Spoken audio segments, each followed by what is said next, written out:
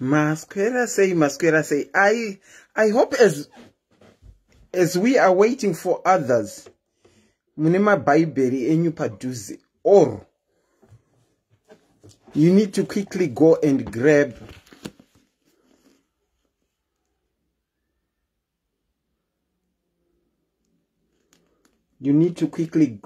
go and grab your Bible. Nekuti nhasi pano tira kuita Bible study. We want to do a Bible study. Masquera say, Nozia, Masquera say, Julie, my boys, Masquera say, Molly, Masquera say, Beauty Sitole.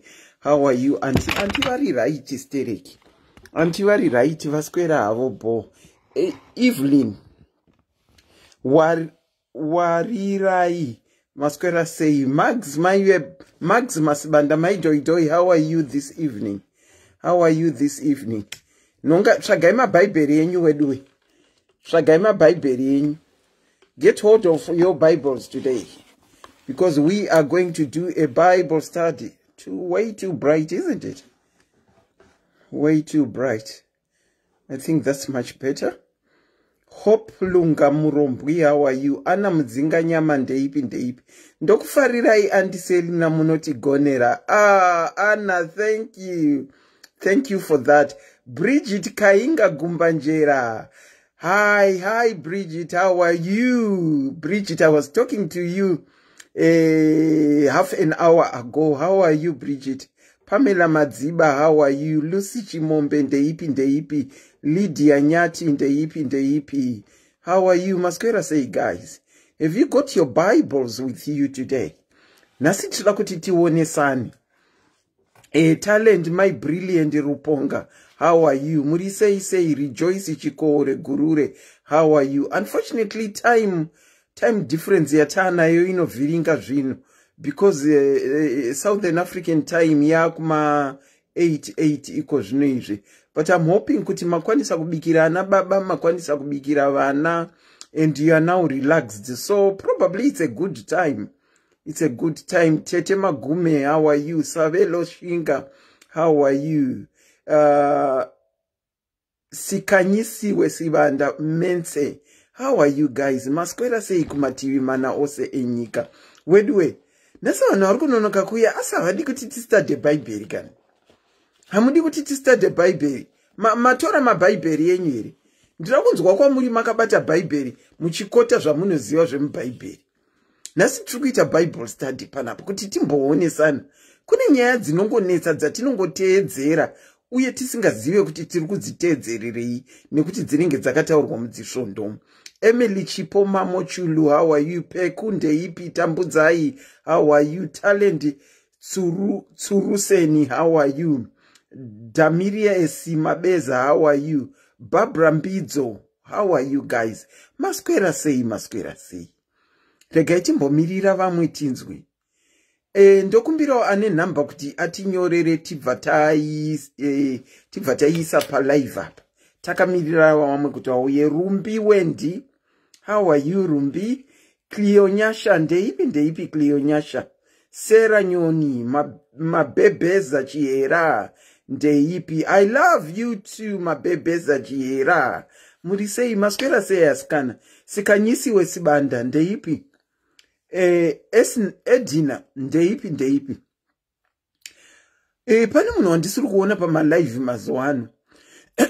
Ese ari kupi? Ese handisi kukuona.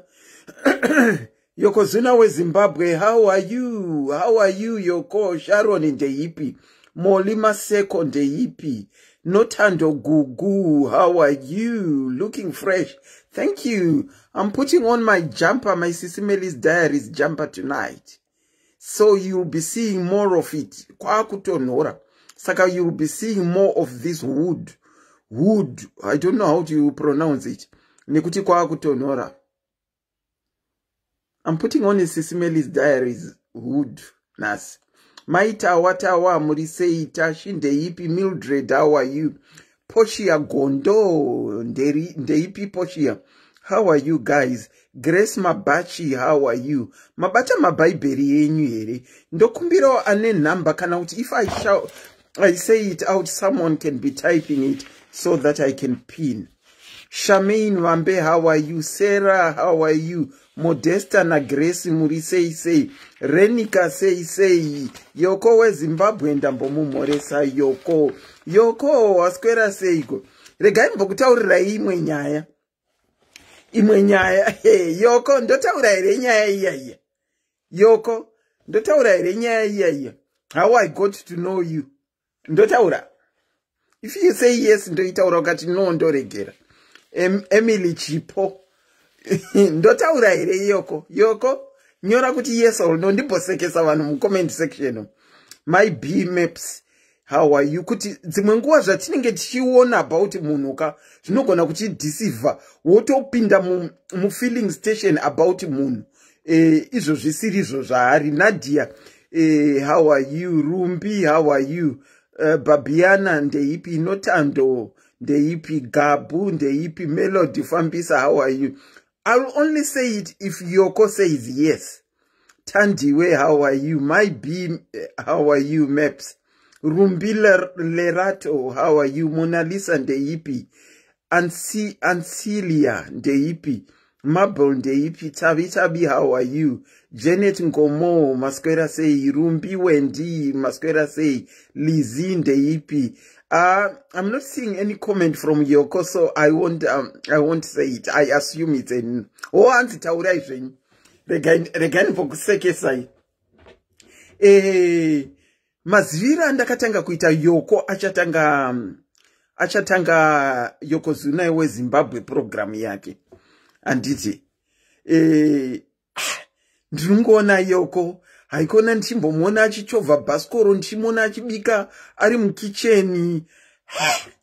And I'm like, South Africa mukadzi uyu.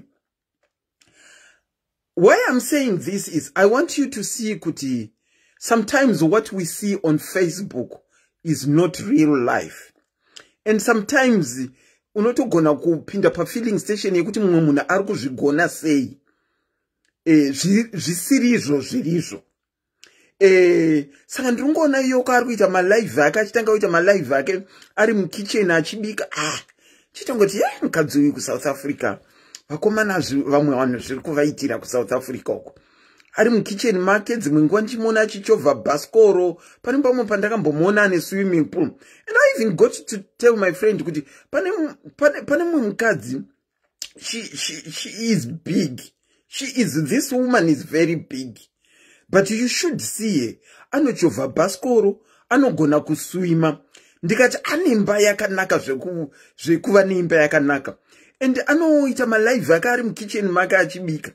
Anditi ndino uyo ndikutoudza bhururu wangu.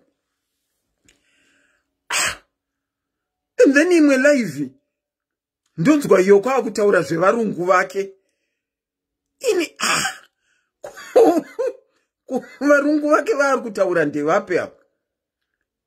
I thought pamba pake ototaura zvekuti varungu vangu vanondibhadhara zvakanaka, varungu vangu vakadai. Ini saka ndakatenge ndatokwidzwa mundege nezvinhu zvisiri zvoka. Saka I only told her last week kuti Yoko, rega ndikudze how I got to fall for you. It was through my life seeing you. Ndichitokuyemura kuti vakomana mukadzi uyu anogara paimba yakanaka, vakomana and anogona kubika. Musiwo yo recipe yaibika anzi apricot chicken. Kwakutonyatsoteerera ndichifamba naye achibika apricot chicken yake. Ndichitoti ndinoda kuibikawo zvino matindi apricots ndinomawana kupi. So that is how I got to see Yoko. But with that, I wish her that house, Nas. I wish her that house in a swimming pool, Nas.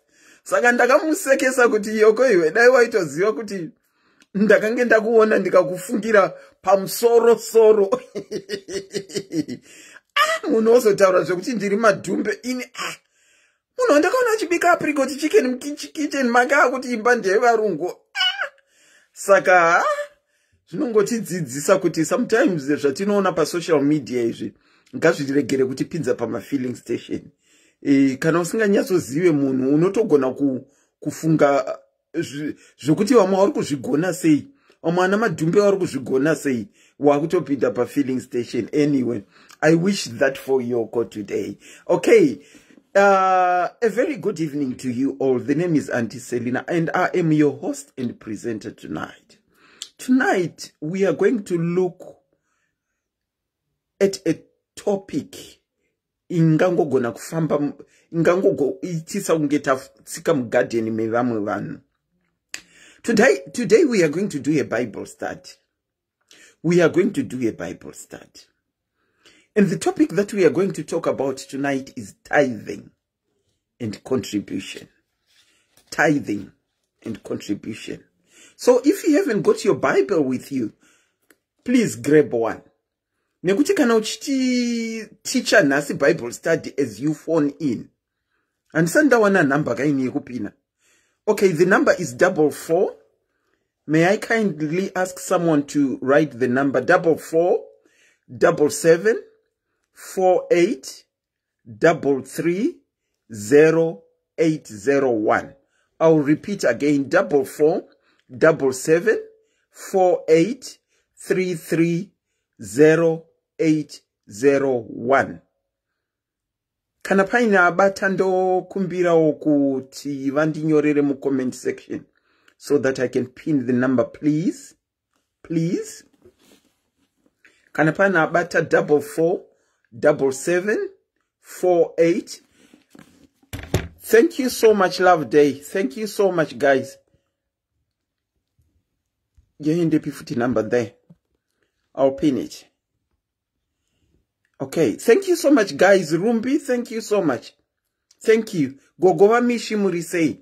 Okay, as I said, our topic tonight is tithing and contribution. So we are going to do a Bible study. There is a post in the morning of what we were going to talk about tonight.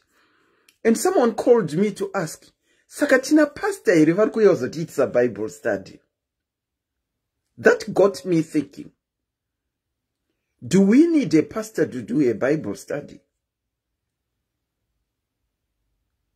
I just thought sometimes tino pinda mudondo nekumirira ma pastor kuti atiitise ma Bible study. We can do our own Bible studies at home. Saka ndamuti hatina pastor ari kuuya because angari funga kuti tina guest pastor.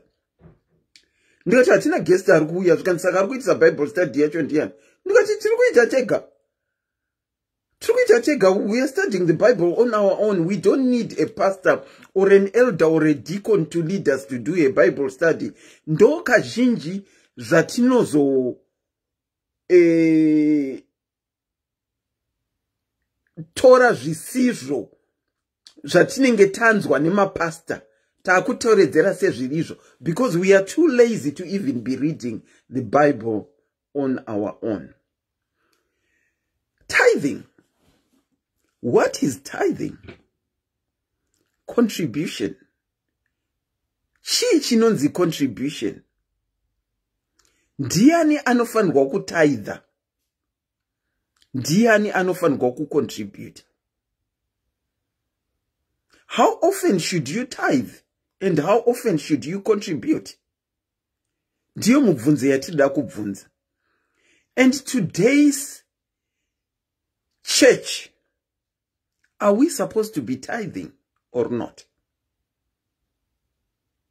Are we supposed to be tithing or not? Fanny Madumbe, how are you? Saka, let's talk anything and everything about tithing and contribution that you know.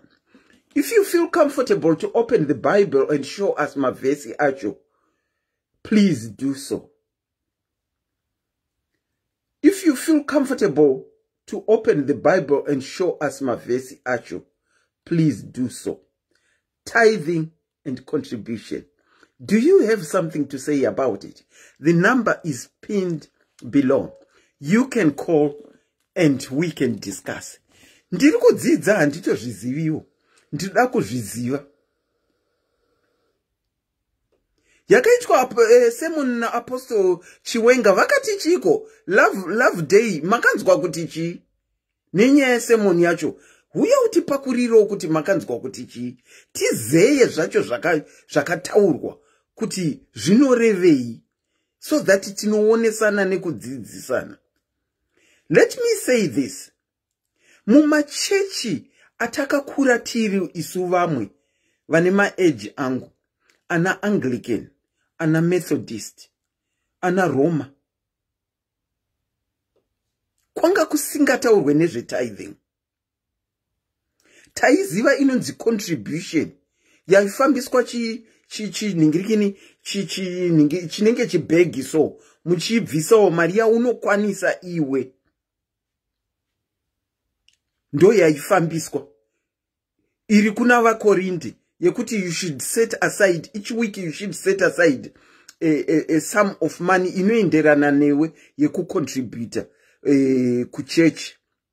No tithing, use the money for things to feed the poor. Let's discuss. We want to be discussing what you think about tithing or what the Bible says about tithing and contribution. Saka kumasvondo iwayo kwaitaurwa nezve contribution, kwanga kusingataurwe nezve tithing. And then boom, my Pentecostal churches, they came along. They started preaching about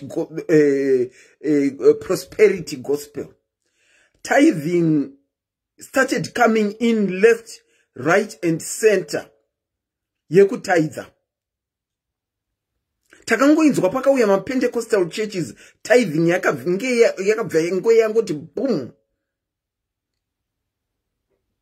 And it was all tithing. And in some Pentecostal churches of today, their constitution states that you can't hold a position yakaita sa elder kana deacon usingatithe. Kwenyu kuchechi munotitha here? Muri kudzidziswa kunzi chi? Zvamuri kudzidziswa zvirimo mushoko dzvene here? Kana kuti murungonzi tithai moudzwa ima mutombovhurewo Bhaibheri kuti muone kuti ndizvo here zviri kutaurwa. Let's discuss. You can call on the number pinned below. Inyaya dzesvondo guys dzinoti shupe. Inyaya dzesvondo dzinoti shupe. Murukuti chiyo, call on the number below so that we can discuss. Tisangoperera mu comment section. Tisangoperera mu comment section. Vazhinji vedu kana tikanzi tithe tisikutoziva zvatiri kutaithira kuti zvi.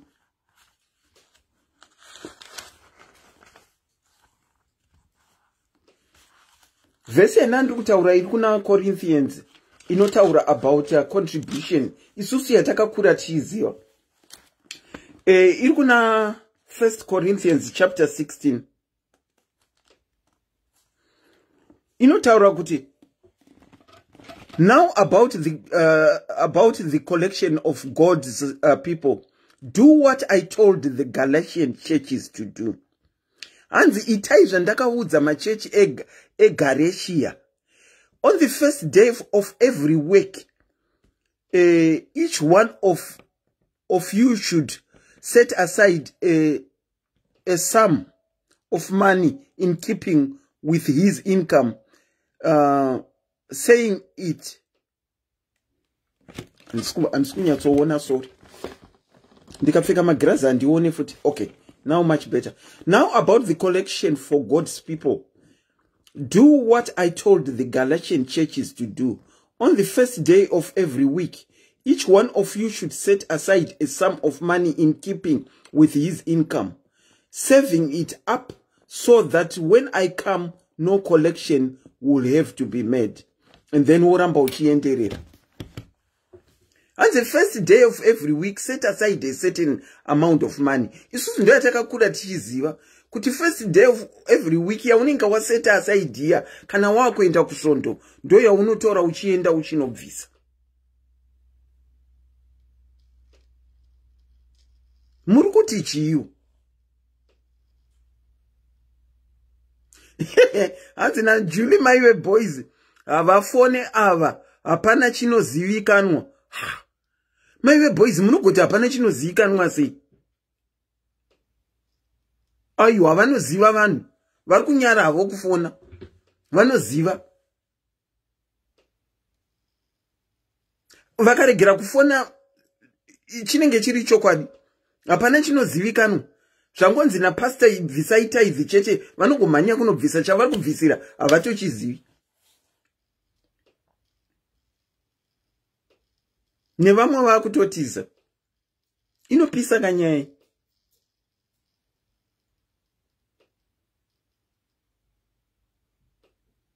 Hanzi na timu sani tithing is 10% yezvinhu zvawashanda kutenda chete. 10% yezvinhu zvawashanda zvii because ndikatakura 10% yangu ichibage kuchechuka vachide. Hanzi na Mati writes, I am a Christian but never given money to the church, but I keep chirikadzi nenherera financially. Ndimatiwo 10% yezvinhu zvandashanda, we have got a caller. Ndinokuchingamidzai pachirongwa SIS MELLY's diaries, tithing and contribution. Makadini? Makadi yenyu mama. Tiripo makadi yenyu sisi yoko. Ini nangu, like the verse which you have just read, ka. Eh. Yekuna Corinthians anditi. Eh. Inini, I think ndo ma free offering edu. Okay. Atinoenda now. Eh. Then, what I understand about tithe is 10% of what you get. That's what I believe about tithe. It's 10% for what you get. Toti uri kushanda, then the 10%. Toti uri kurima, waona 10 buckets zako, then you have to take waona 100 kgs zako, then you have to take 10 kg woenda kunopa Mwari. That's what I believe about my tithe. Okay. Verse amabva kuverenga inini, I take it like I understand it is ndoma free offering. I agree. I agree with you kuti if free will offering ye verse yandaverenga. Yes. Pozoti inonzi chitoti pane mumwe anenge achishanda like achitambira every week. It means kuti toti like every week you get 1,000 rands. So it means that Sunday when you go to church, you take your envelope, then you put your 100 rand. Okay. Pozoti free offering, it's like the money yaukunzwa kuda kupa Mwari iwewe. Yekuti how you feel, but in what I believe in tithe. Tithe itori mari ya Mwari, but like what I'm saying, kana ndichiti imari ya Mwari aizi yako. It depends how you understand the word of God. Okay. Nyaya tithe inyaya inonetsa zvakanyanya because it depends how you understanding the Bible, not how the way you understanding your mufundisi or your papa or your apostle or your what. Saka, or your doctrine of the church. Saka 10% inofana hunge iri mari chete yatinoenda nayo kucheche. It's not all about mari mama. It's like toto une garden rako anditi kumba warima waita 100 bundles. Unogona kutora 10 bundles. Unodzipa kuimba ya Mwari. Anditi that's the percent. Vakotambira mabhanduru ako emuriwo iko kucheche. iwe wabva kumba kwako uchitaura kuti inini kandarima garden rangu Mwari ndakaona 100 bundles but I'm taking these 10 bundles to give it to church. Zvakafanira kuti vamwe machechi ukaendesa chiri chibage like isusu kumusha kwedu ukoko kwarusapo zvinonzi like maanglican amamuchambotaura zvinonzi unzai chibage manhanga wati zvoendeswa kumba kwamupriest. Handiti kana priest ari kuda kuzvidya kana ari kuda kuzvitengesa mari younzwa muhomwe yechechi iwewe chawangoita is the 10% of what you have blessed by Mwari. Rega ndikupa example ndichitsaudzira. Pane pakamboita problem yekuwana mari stereki kuZimbabwe. Kubva Minister of Education at that time ati munokwanisa kuudza mbudzi kana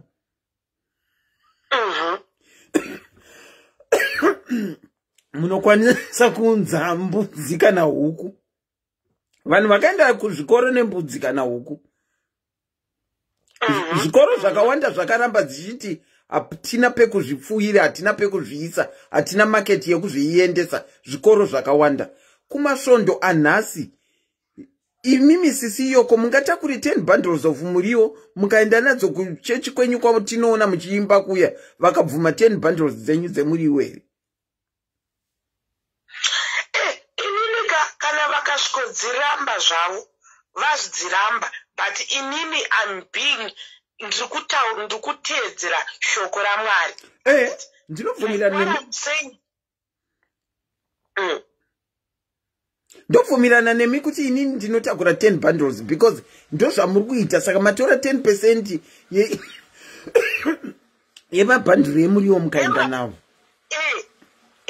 Ndosvika kuenda kwandiri kuita kuenda kunopa kuimba kwaMwari handiti it's not kuti ndiri kuenda kunopa mufundisi handiti ndinopika hangu semavheji angu ndopa madzimai angu muchechi asikana ende munobika kumbende tine vamwe mama I remember vakambotanga kuona kumagroup live angu mamwe masundays ndaiuya ndine muriwo ndichiti ndatenga muriwo tina mama ivavo ndo zvavaiita kuti imwe Sunday vaiuya nemavheji emahara handimukona ndikasvika pakuvabvunza vakati ndauya kuzopa chegumi changu kuno kuSouth Africa kwete kumboti kuZimbabwe.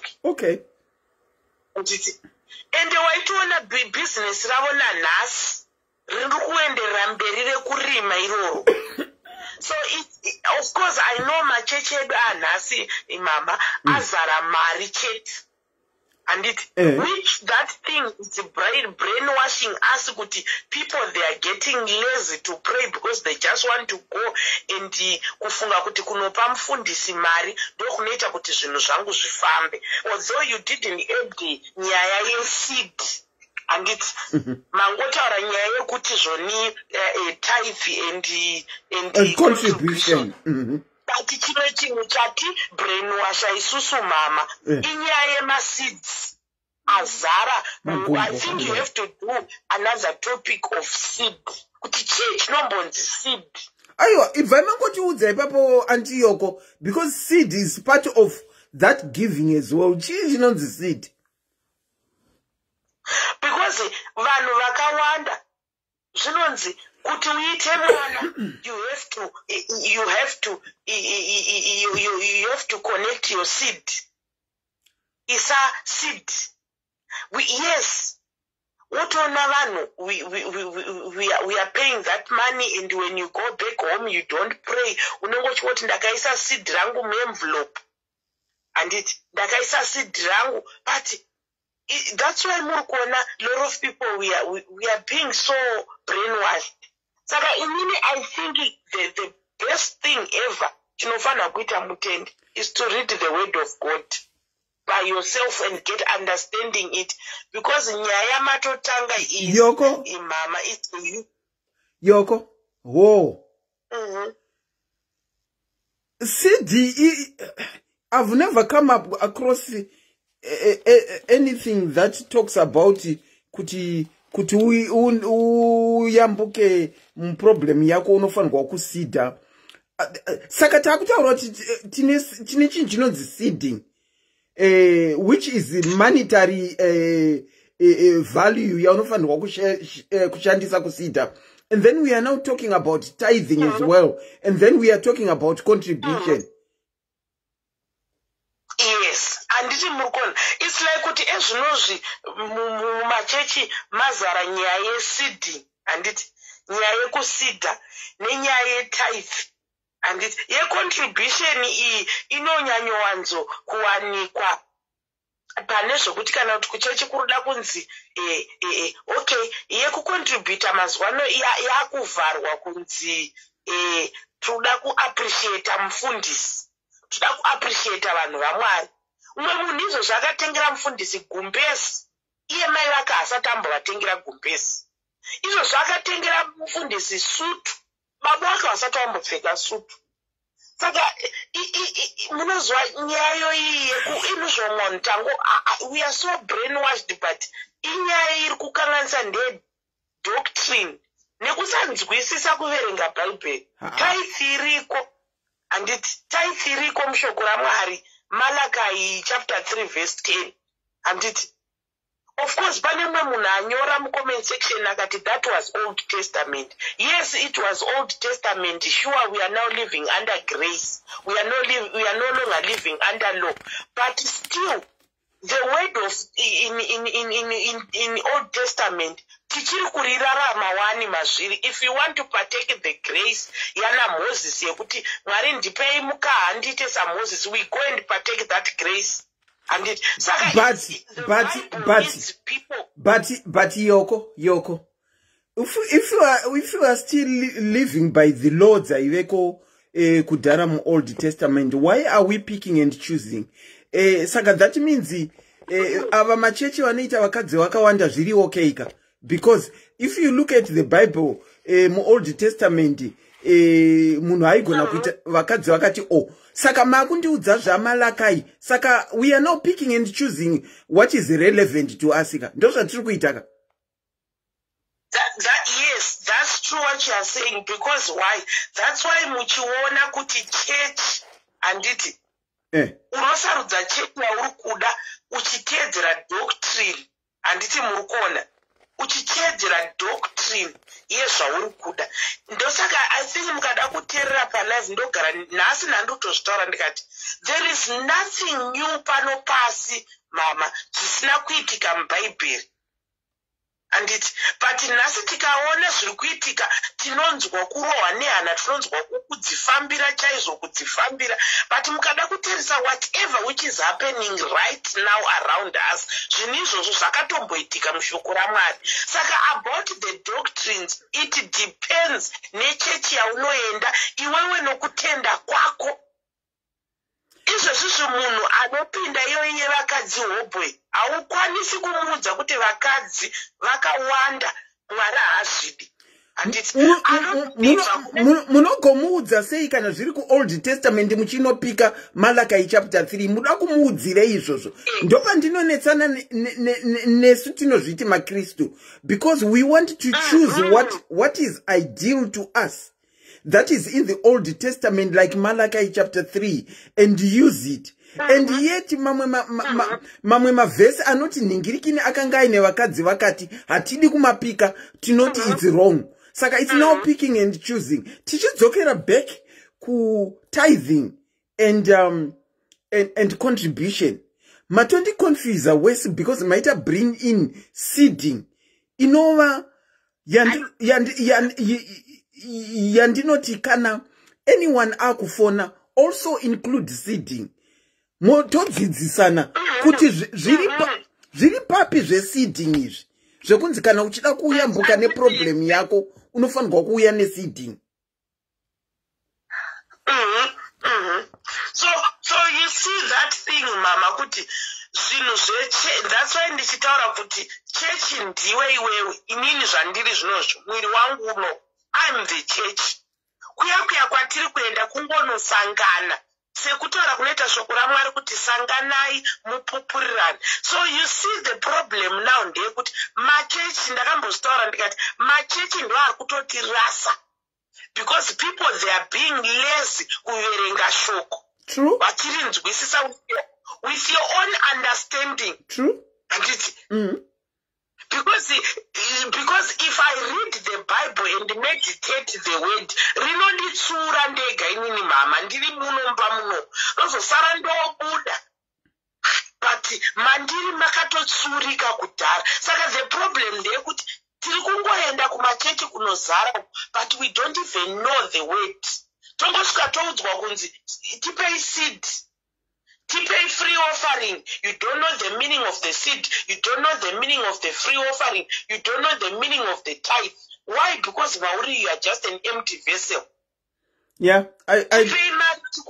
tukutengesa ma bracelets, tukutengesa ma sticker, tukutengesa anointing water, tukutengesa anointing oil. You don't even know about all these things. Iwewe changopinda Mauri chete ndechekuti zvanzi anointing oil inoita kuti urorwe, inoita kuti ufambe zvakanaka udii.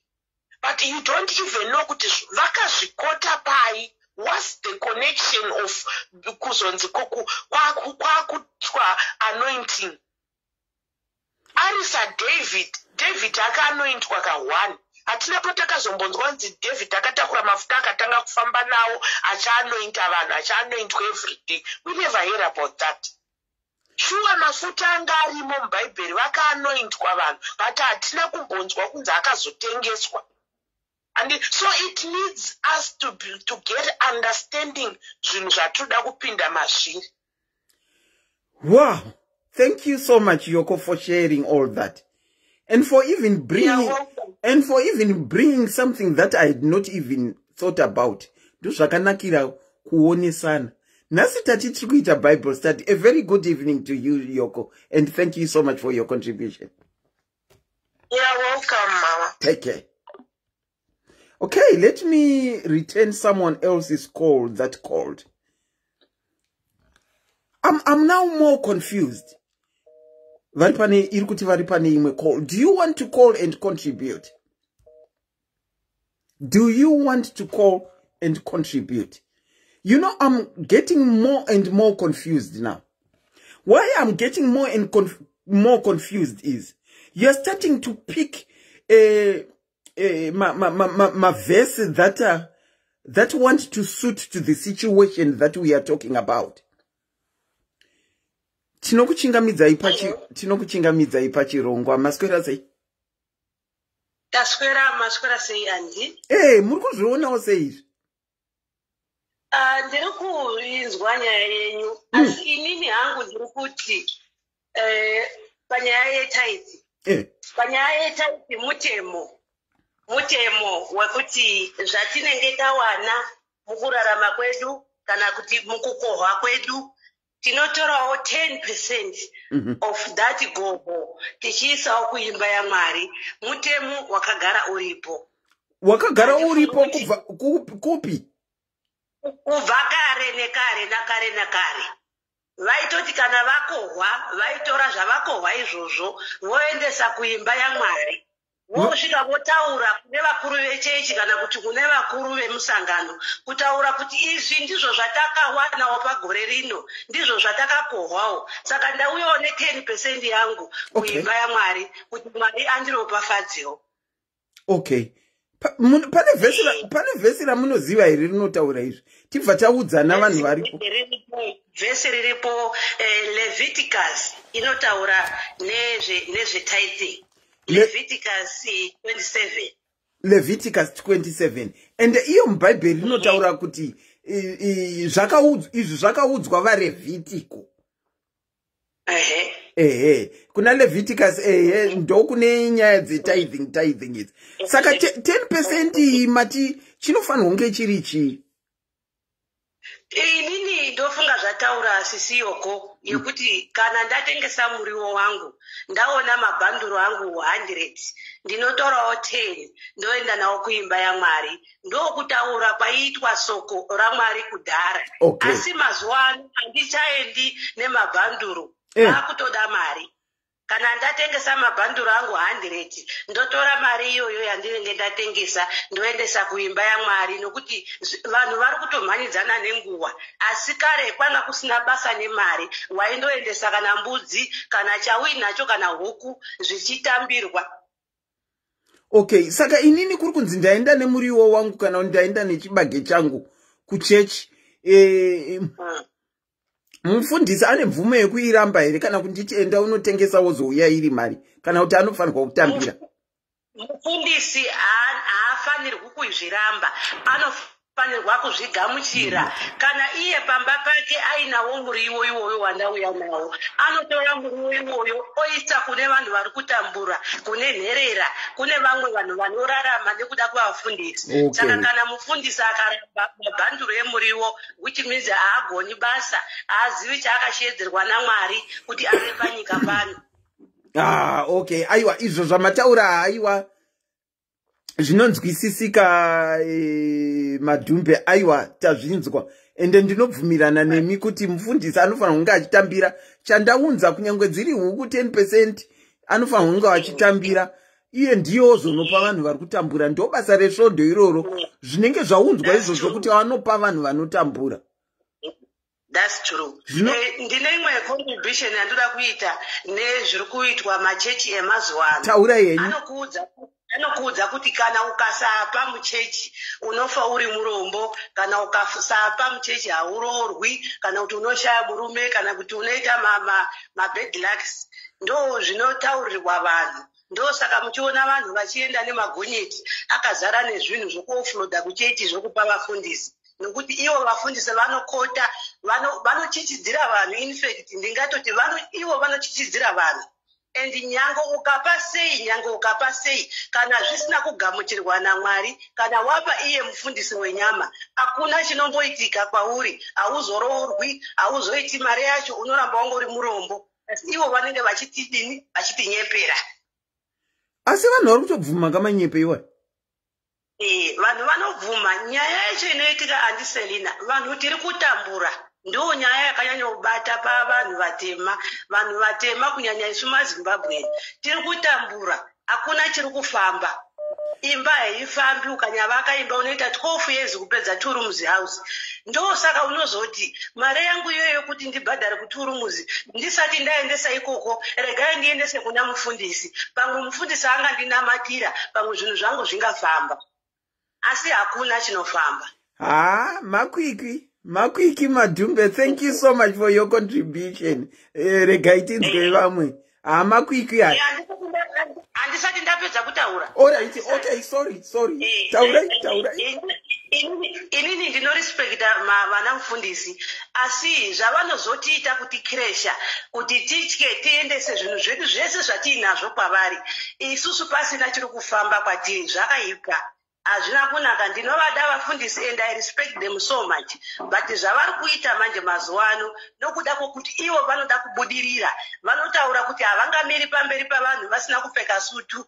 Saka ndizvo zvinhu izvozvo zvinoita kuti vazotaura nyaya yemari muchechi, kuitira kuti munhu wese aendese sendi raainaro azosara achitambura. Ndo zvandati nditaure. Uyezve ndoda kutaura about kuungana vanhu vachitaura soko raMwari. Kuungana hakuna kuipa, kuungana kwakanaka. Kuungana kwakanaka tichitaura soko raMwari, nokuti mukutaura soko raMwari imomo kuno unouya necontribution yake, kuna anotaura vhesi randanga ndisati ndakambonzwa, kuna ane madziro ake. Asi kana taungana tione icho kubata, tisangobata zvese zvese. Nokuti miromo yakasiyana-siyana, yevamwe inotapira seyangu, umwe anotaura zvimanyepo. Tionei zvokutora, tionei zvokusiya, uye zvakanaka kuverenga mabhaibheri tiri toga, tichinamata kuna Mwari tiri toga. Pane nyaya. Thank you so much Madhumbe for your contribution. Pakaipa makwikwi nhasi.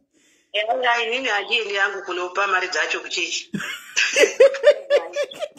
Nokuti ndiri murombozve, ndinozopfuma rini ndakabva kare ndichipa mari ndichiri mwana mudiki. Until now hakuna chiri kufamba, saka handichapi zvangu. Ndinopa kana Mwari ataura mandiri kuti ndiende kunopa mari, then ndoenda kunopa, kwete zvokupushwa.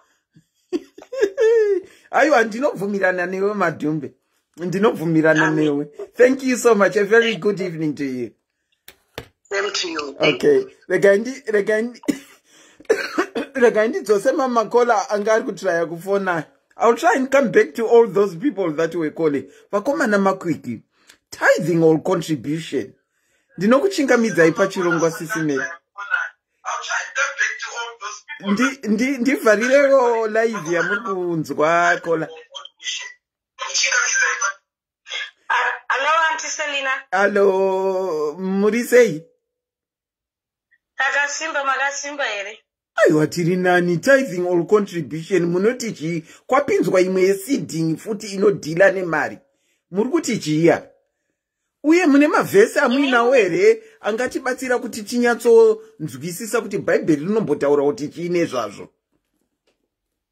Okay, I'll try and get the verses, but zvandiri kuda kutaura ndezvekuti tithing yakabviswa kuOld Testament, and I like the way you said kuti vaRevhi ndo vainzi vakataurirwa kudhara, and vanhu machechi mazivano they have a tendency of cherry picking what they want nezvinoendera zvinovasuta ivo, but chokwadi chekuti muNew Testament hamuna tithing.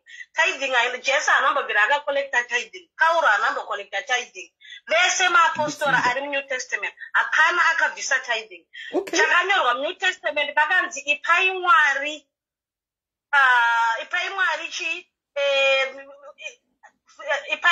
good measure, pressed down, shaken together.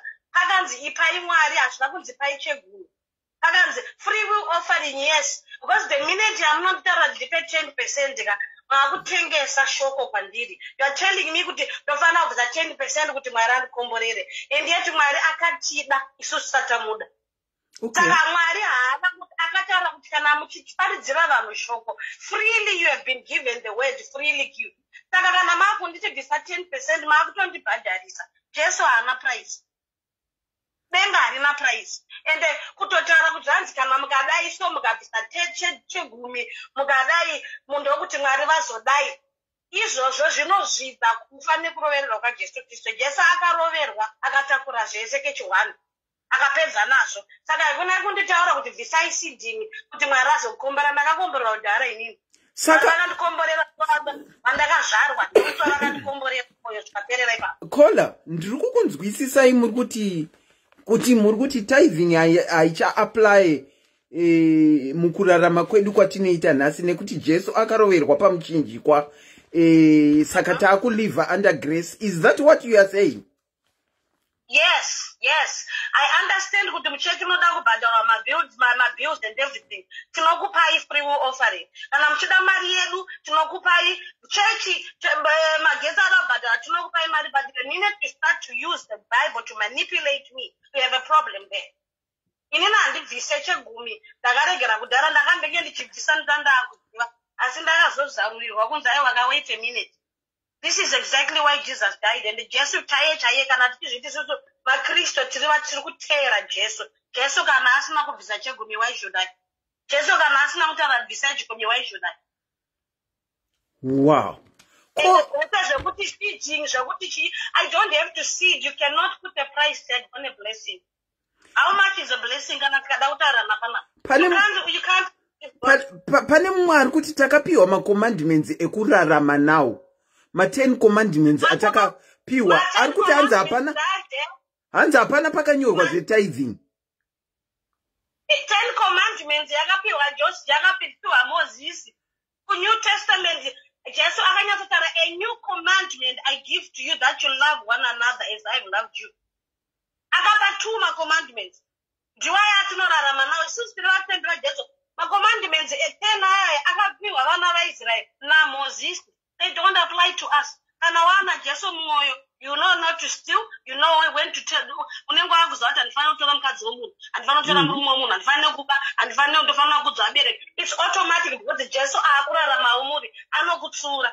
I don't live according to the 10 commandments. I live according to the commandment of Jesus Christ. Wow. Vamwe vari kutaura kuti ndakulive under grace and live under law. Saka tithing Shagun Danzi, Nigirkin Kuto, it's blasphemy. Tata Shagun Danzi, yes, see, that I got to see outside I was land and so upset by right now. Woman Danzi, see, I could so family. But just what I have viré, what I found out it is finished, I have viré. Wow. Ndakutenga futi yejesakapa kutozvidza ikoko titori chii chakatozvigaripa orati mwanakomana womunhu akafira mahara mau ndaakufana kutenga takafirwa najesu nemari yangu inini hanzi nanensi tithing should come from your heart. aiwa hakuna chinhu chinonzi tithing, just give it free will offering, yes, but not tithing, because tithing as a price is 10%. Says who? If Jesus tells me to pay 10%, I'll pay. But Jesus did not say that. So end of story. And if we say tithing, do not be a free will offering. Okay. Haiwa izo ziri mujeve kola. Thank you so much for your contribution. Thank you, Auntie Selina. All right. Tatenda. Zvirongosiyana. Bora racho riri kuti rikamhanya nekoko. Richiti taku live under grace, not under law. Rikamhanya nekuku rikati 10% of everything. Vakomana paita great deliverance pano. Tinenge tatsikwa na pastor hanyange ndi apostle. Regai tinzwe kuti vada kutaura kuti chii. Tinokuchingamidza ipa chirongwa SIS MELLY's diaries. Makadini. Hello?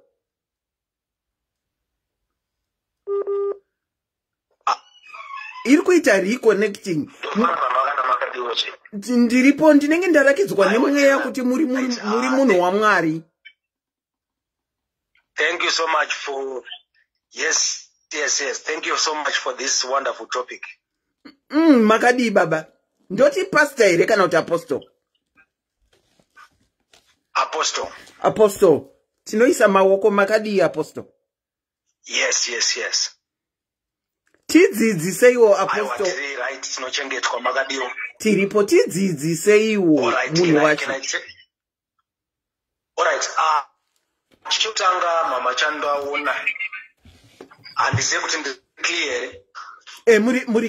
Muri clear. Chinchekutanga chandaona chinoda correct. Wow. Inawe ku understand nzvimbo ye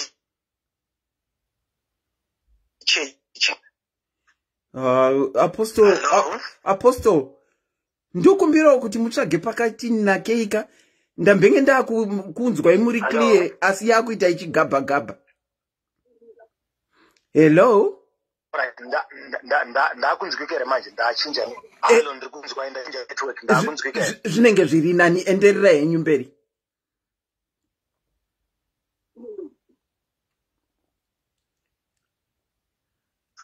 Okay, clear. Asi muri kumboita unge muri kunyura. Alright, ndachinja network, I think ine yana.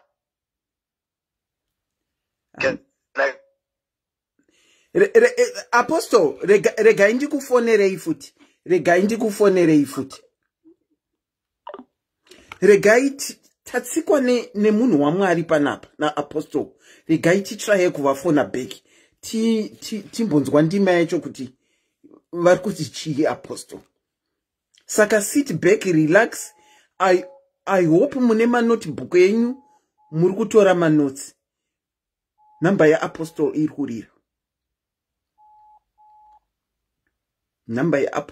kurira.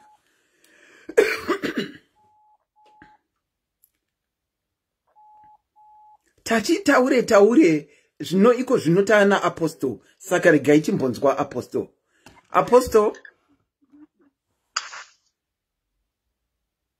Yes, can I go ahead? You can go ahead, apostle. It's all yours.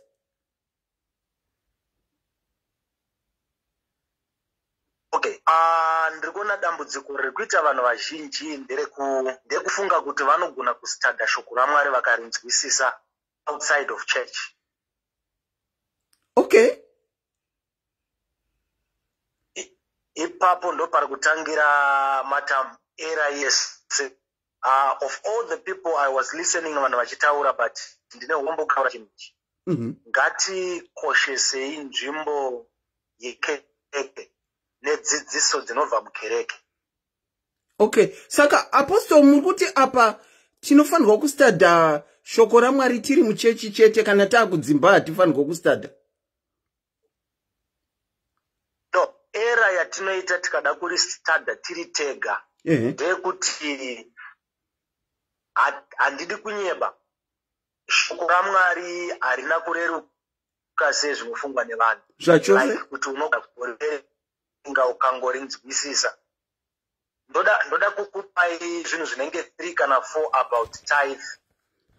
Zvamuchaona kuti hazvigone kuoneka nemunhu anogona kunge achingoverenga bhaibheri from a point yekungoti ndangoritenga ndongotanga kuriverenga. Okay. Now ndiri kunzwa chekutanga chiri kutaurwa nevanhu chekuti tithe is an Old Testament principle or commandment. Munoziva here mama kuti Old Testament hazvireve Genesis to Malachi.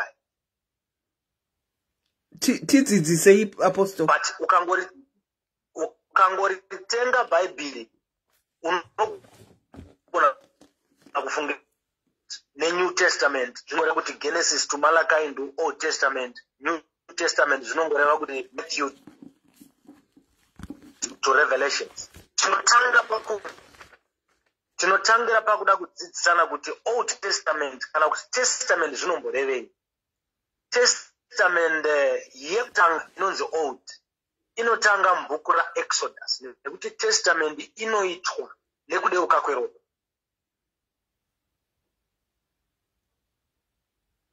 Okay, saka mati Old Testament inotanga kuna Exodus. Ini Bible rangu randakabata ikutanga kuna Genesis.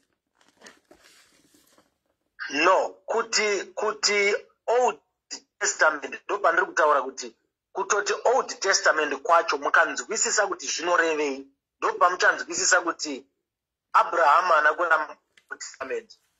Muchanzwisisa kuti Isaac anakurarama mu Old Testament. Muchanzwisisa kuti Jacob anakurarama mu Old Testament. Mozonzwisisa kuti Old Testament yakauya naMoses. Okay.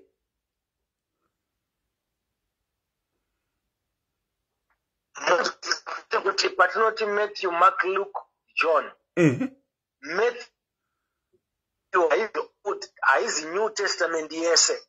Kusvika musi wakaropafadzwa chidyo naJesu Kristu muAbharama. Akati iri ndo ropa resungano yangu itsva. Imwai muchindirangarira. That was the initiation of the New Testament. Saka even mamwe Jesu akararama mu Old Testament.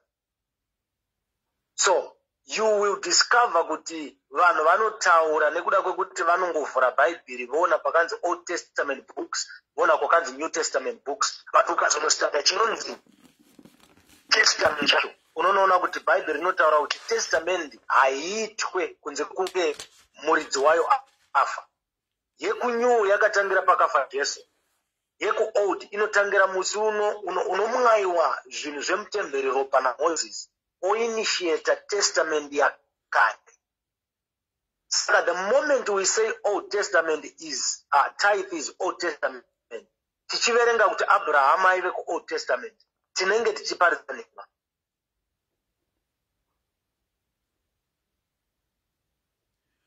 Zvamakutoti confuse naye apostle. Handisi kutokuconfuse, ndiri kutokubatsirai. Abraham haana kumborarama mu Old Testament. Old Testament inotangira kubhuku yaExodus chapter 20. Inotangira Old Testament. Saka na Genesis vese hatifanirwa kuverenga ndizvamukutaura. Handisi kuti hatifaniri kuverenga, but ndiri kuti nini kana tichivaverenga tinzwisisei kuti zvinhu zvakanyorwa mumabhuku iwayo. The Bible is divided into 4. Okay. There is the law, the prophet. Okay, apostle. Apostle.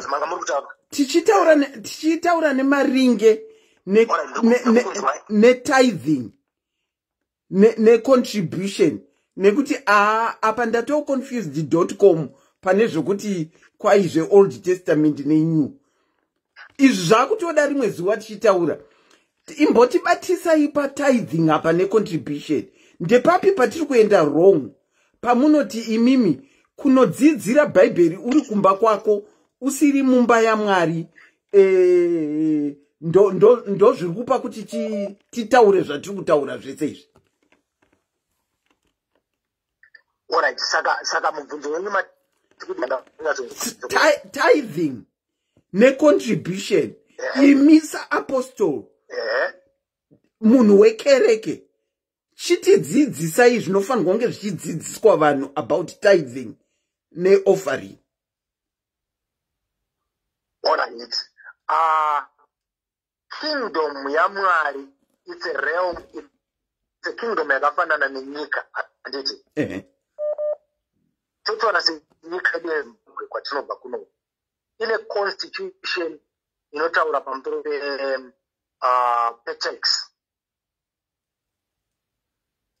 Okay. So kana muchinzi tax, hakuna anocomplaina. Why? Because mutemo wegovernment.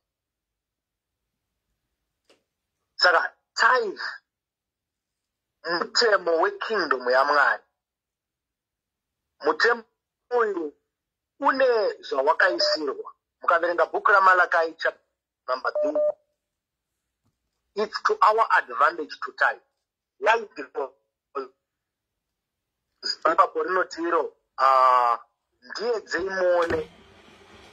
So isaini yaunenge uchipa kuna Mwari wewe, like kuti Mwari toti Mwari arida kukuropafadza. Mwari is a gentleman, havakumanikidza. Mwari vanoisa mutemo wekuti if you want this, Bhaibheri rakazara nema if, which means rine ma-conditions, zvinhu zvese zvinopiwa zvine ma-conditions muBhaibheri. Grace dzanga dzichitaurwa nevanhu dziya. Grace dzachitaurwa nevanhu dziya. Dzinouya in different forms. Vanoita mistake yekufungidzira kuti definition yegrace is unmerited favor. But unmerited favor itori mhando yegrace dzinowanika muBhaibheri. Ndo dzinoita kuti munhu azvarwe patsva, izvo pachena. But the moment you begin to talk about blessings and every other kind of grace, dzinenge dzaamerited.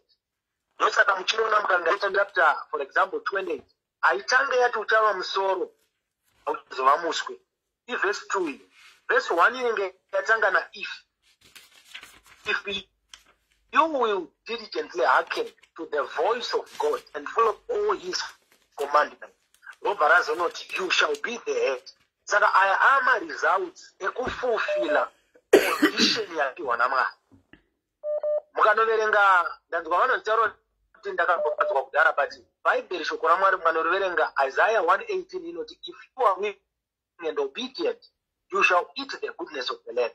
Saka tithe is one of the conditions yakapiwa naMwari. Mwari vanototi try me, bring me all the time and see if I will not open the floodgate of heaven and pour out a blessing. Saka blessing iri kunoisirwa condition yetime. Why? Because Mwari vanonzi a covenant keeping God. But what is a covenant? A covenant is a bilateral agreement between two parties, which has got benefits when fulfilled, but with consequences when violated. So, Mwari he doesn't keep promises. He keeps his covenant. Saka the moment tangoti covenant keeper, takuta kuziva party yedu isusu mucovenant, obligation yedu mucovenant, the blessing yedu mucovenant. Saka obligation yedu isusu, obligation yedu isusu mucovenant is tithing. Saka imi muri apostle, kana mapreacher tithing kuvatendi venyu, Imimi tithing munozoiitisa chi? Tithe inotorine basa rainoita. Malakai iyoyo. Inototaura kuti so that there might be food in my house. In whose house? Kana zvichinzi food in God's house. Okay. Right. Okay. Let me regai ndidzoke kuno. Vanhu ngavabvume kuti Bible shoko raMwari ndo standard. Kana tanga tawirirana kuti Bible ndo standard, tochiti whatever the Bible says, whether tozvinzwisisa kana tizvinzwisise, we have to accept it. Because tikuti isusu tauya kukingdom ine mitemo yayo. Saka tinoverenga standard kana kuti institution yekingdom yatapinda mairi. Atipinde mukingdom mutiruviro rwedu kwete. We must say whatever the laws of that kingdom says, that's what we do.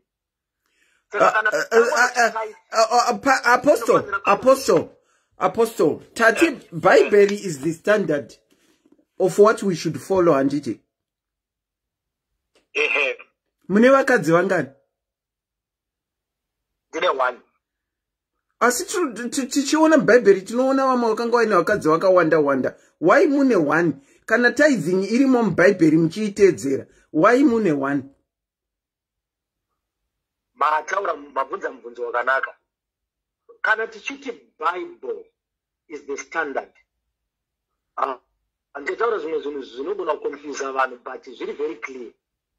Rine anonzi is the scripture, right? But mukatora Bible iro riari, rine shoko raMwari, rine shoko revanhu.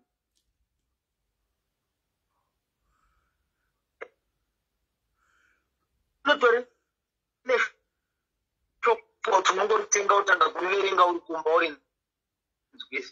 word of God. In the scriptures, in the word of God, in the Bible, there is the word of God. Saka zvakuda ndosaka ndati zvakuda kudzidziswa kuti shoko raMwari muBhayibheri. MuBhayibheri mune teachings. We were taught how Solomon got a lot of wives. But in the same Bible, ukazoenda kuna Ecclesiastes, unoda munhu anozonovhudza kuti apedza kuita vakadzi vakawanda, anozoconclude kuti it was all vanity. Aiwa. Apostle, akazoconclude kuti it was all vanity, but zvirimo muBhayibheri kuti akaita vakadzi vakawanda. Saka why can't men have vakadzi vakawanda now?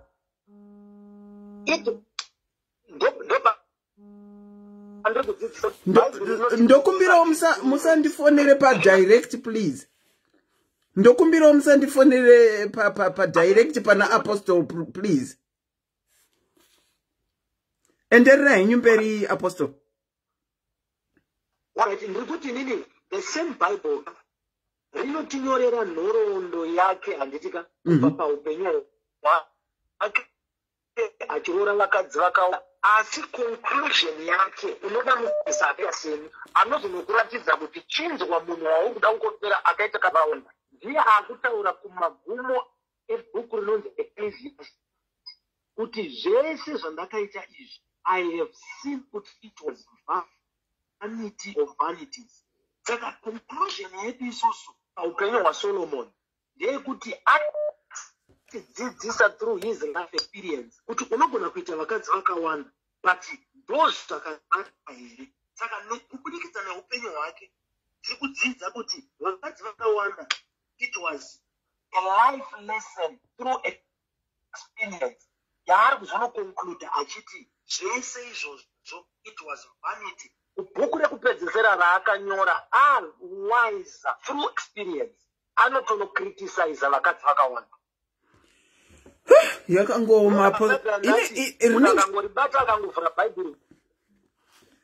Apostle, nyaya yacho inenge isina mugoni. Regai ndidzoke pamambotaura kuti so that there might be food in my house.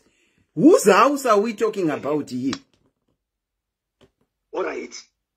Mwari kana vachitaura imba yavo vari kutaura kereke number 1, vari kutaura maservants avo kana kuti mafundisi number 2, vari kutaura nherera nechirikadzi number 3.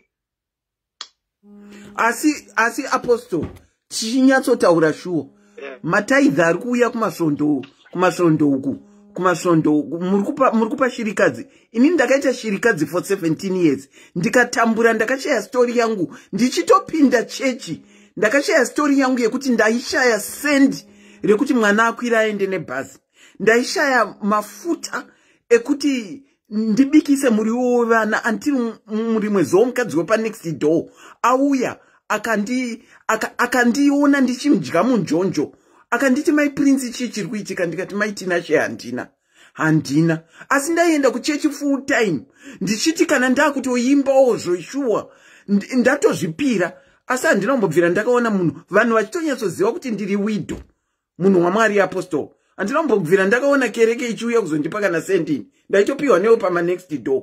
Saka muchiti dzinopiwa widow munorevei apostle? Sorry, ndinenda kukwidza voice because zvatondibata kuti mari dzetithe munoti dzinenge dzichifanirwa kuchengeta widow. I was a widow but ndakashaya yakandipawo musvondo. Alright. Kutini, we don't have to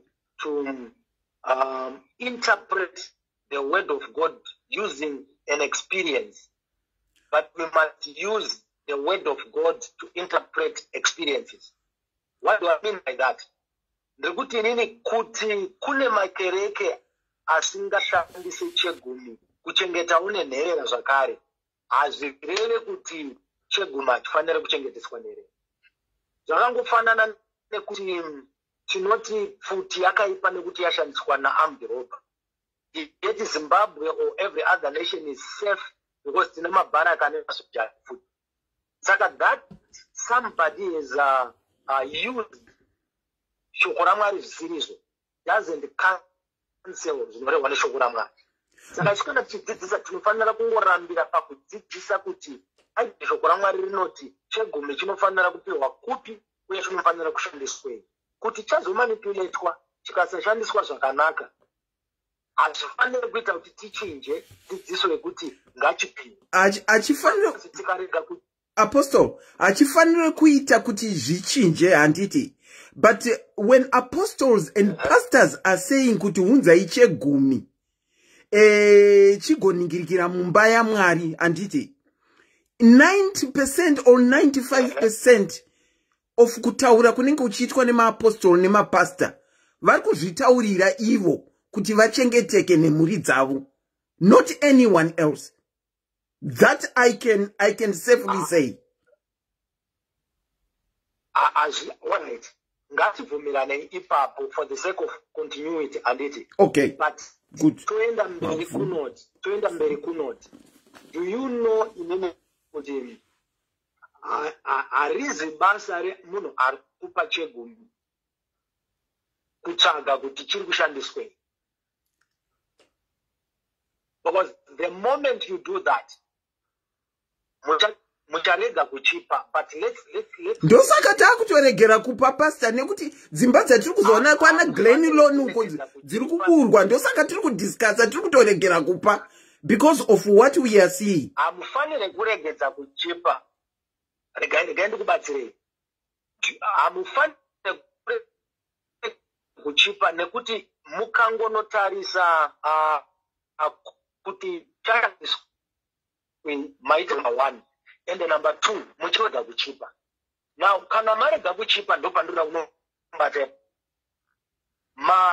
machikora murayiro waMwari. Let's now look at it this way. tikaregera kupa tithing tachikora murayiro waMwari, zvine maconsequences here izvi? Machikora murayiro waMwari ende anosafa futi ndimi. But muchaona kuti dai makachipa handitika kunyange chakashandiswa zvisirizvo handisi kuti zvakanaka. But ndikuti ngatimboti machipa chorega kushandiswa zvisirizo. Imimi mamaintenance kama wenyu naMwari nekuti haisi mhosva yenyu kuti mufundisi achimisuse. But ibasa renyu kuchipa. Nekuti imimi kana muchipa inotinzwise chinhu ichi. Hamusi kupa kuna mufundisi. The moment you release it from your hand, believe kuti mapa kuna Mwari and God. You are in a good relationship and you are okay. What it will be in order for between God and his servants. Vanotongana vega imi musiko. Apostle. People they are just receiving on behalf of God. They are not receiving as human beings. They are point of contacts between you and God.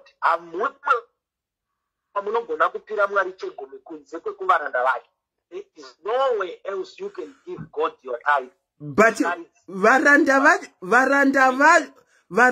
vacho vaMwari vane prosperity gospel manyanya. Hatichazivi kuti topa here kana kuti toregera. Ndirini hangu Apostle, I'll be honest with you. Zvechegumi ndakaregera kudhara. Ende kubvira ndakaregera ka ndiri kutoblesswa mone kuti maprojects andakutoita atowesi pane pandaitopa tithe yacho. Regai ndikuonese chinhu chimwe. Regai ndikuonese chinhu chimwe. Ndoda kumbokupa example yekuti prosperity you can prosper using natural principles.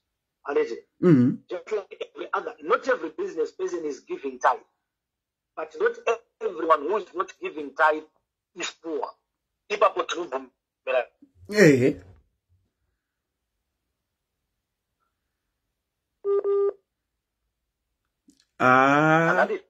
Iri kumboita ichitiza connecting yenyu inenge yatiza futi. Ndava kukunzwa. Okay, mukati ndanga ndiri kuti nini, the moment we use standard yekuti ndakarega kuchipa asi still ndiri kuropafadzwa.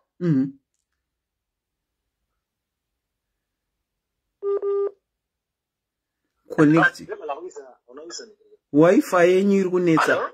Wi-Fi yenyu iri kunetsa Apostle. Yeah, network iri kumboita zvidropa but ezvinezvi ndiri kukunzwai. Makundinzwa ndini? Tiri kukunzwai. Saka ndiri kuti nini, kana tapinda mukingdom yaMwari tikashandisa ma-experience chete tinorasa vanhu. Because tichanobvunzana mibvunzo yakafanana nekuti maybe is the Facebook owner, Facebook owner is a billion, but he might not be even a tither. He's prospering using natural methods or natural principles. Zuckerberg munhu waMwari. Zuckerberg munhu waMwari I know. I'm using an example yekuti let's take him as a natural business person. Wekuti even akaza achataida nhasi ne platform yaabuilda, he will never go down. Okay. Not because tithing, but because they are business. Hello? Network yenyu iri kudzana Apostle. Yeah. How is it now? Hello? Kwandiri kuri clear anokutai. Iri kuita ichikata. Alright, again did drop and try kuchinja foot. I will try again. Okay.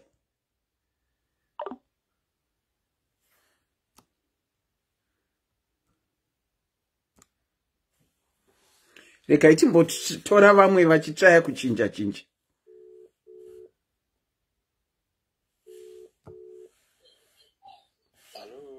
Evo kola maswera sei? Magadi, Sister Selina. Tiripo Magadi Baba. Tiripo, hey, ndafara mandipinza undandichitsa kuti unge ndakagara pasitofu chaipo. Manga muchitsa. Avo vari kutaura vakurira nhema vari kuzviita apostol avo ndandichikwira BP dzisinga zvokuti dai marega kundaanzaka dai ndatofa chaipo. Regai magoti munhu waMwari aina ndiri kudzokorodza munhu waMwari anga achitaura apa baba. Tiwese tiri munhu waMwari hapana wembwa sister. Jesu akafira munhu wese pacross apa hapana anozviti munhu waMwari. Everybody is a man of God. Regai tipinde munyaya yedu sister. Okay. Jesu vari palast supper nemaapostles ava vakachuza 12. Vane shoko ravakataura pana John chapter 17 verse number 20. Kuti Father vakatanga vazvinamatira Jesu. Ndokumva vanamatira vavakachuza kuti vaende munyika kunoprita shoko ratiri kutaura nhasi iri. Vaenda kunoprita iroro. Ndokumva vati ivo Baba handisi kunamatira ava vega. Ndiri kunamatira vachazotendawo mandiri neshoko rako revava. Isu tiri kutenda nhasi neshoko rana Peter handeti kuna Jesu. Okay. Saka shoko hatina kumbonzi titende neshoko rana Jeremiah nana Isaiah ramuri kuona riri kukokotwa nevakomana. Takanzi shoko rema-apostles. We shall believe in Christ through the message of the apostles, meaning from Matthew to Revelation. Those shoko rine salvation rinotiponesa. The word salvation is derived from the word save. We are saved through the scripture, right? Ndiri kuda kuzviseva inini from the tithe. Ndiri kuda kuratidza scripture anotiseva from the tithe today, sister. Let me go. Tiri kuda kudzokera kuna Malachi chapter 3. Iri kutaura kuti bring the tithe to the house of God. Isn't it? Bring the tithe to the house of God. House of God yacho ndeiri. Tuenda kuna 1 Corinthians chapter 6 verse number 9. Paul argued, don't you know you are the house of God? Meaning me, I am the house of God. Mwari vanogara mandiri. Saka imba yatoendesa tithe ndeiri. That's the first one. 2, pana Acts chapter 8 verse number 20.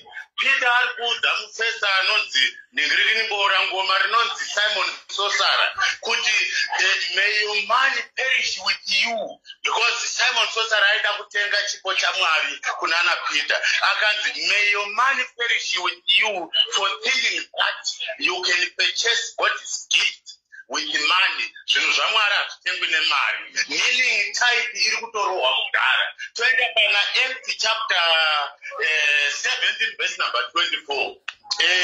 Paul arikuti God who made the world and everything in it does not dwell in the temples made with hands. Saka temple iri kutaurwa naapostol avo ndeyakavakwa nemaoko. Mwari havako, saka kunani. Oro does he worshipped with many hands? Pana Acts 17 verse number 25. Atina mate Mwari nemaoko edu as if he needed. He is the supplier Mwari atengwi nemaoko. What is? It's a word of salvation. Rakanzi na Jesu, you shall be saved with it. Kana masavage works auya. Ukumva Paul ati iye pana Acts chapter 20 verse number 29 and 30. Paul akamba ati after my departure, Paul departed already. Savage works shall come among you. Our apostle our God prove kuti nasa havasi savage works because vakauya after Paul. Matinga vadi ngavazviprove kukuti havasi savage wolf, because Paul akati after my departure savage wolf shall come among you and not spare the flock. Saka tiri kuda kuti baba avoka vazvibvunze ivo kuti vatiprove inini kuti havasi savage wolf, because vakauya after Paul. Ndo pane nyaya yacho sister. Muri kuona mascripture andakubvunza ayayo. havakwanise kumapindura. Hapana pastor anokwanisa kuanza mascripture andakupayayo. Tobva ipapo rega baba imbomira mandipa scripture ya Malachi 3, mandipa 1 Corinthians chapter 6 verse 9, mandipa Acts chapter 8 verse 20, Acts chapter 17 verse 24 to 25, na Acts chapter 20 verse 29 to 30. Ndanga ndichinyora pasi, saka ndinokwanisa kunomaverenga ndiri ndega here ndisiri mumba yaMwari ya ndichidzidziswa. Right, chimirai muchinzwa zvakazotaurwa naMwari manje through apostles. Tikaenda kuna 1 John chapter 2 verse number 27, iverengei munzwe iri kuti iyo first mune Bible renyu here papo. 1 John chapter 2 verse number 27 muiverenge mega papa pagroup apa. 1 John inini ndinotoita kuflipa kama anhingirikini mauyu flipai muiverenge mega ndisikuda kuiverenga. 1 John chapter 2 verse number 27 iverenge mega muiverenge hanzi ngativhurei bhaibheri redu pana 1 John chapter 2 verse number 27 ndizvo here baba? Yes, ipapo munzwe kuti iri kutaura chii. 1 John chapter 2 verse number 27. 27, yes. As for you, the anointing you received from him remains in you, and you do not need anyone to teach you.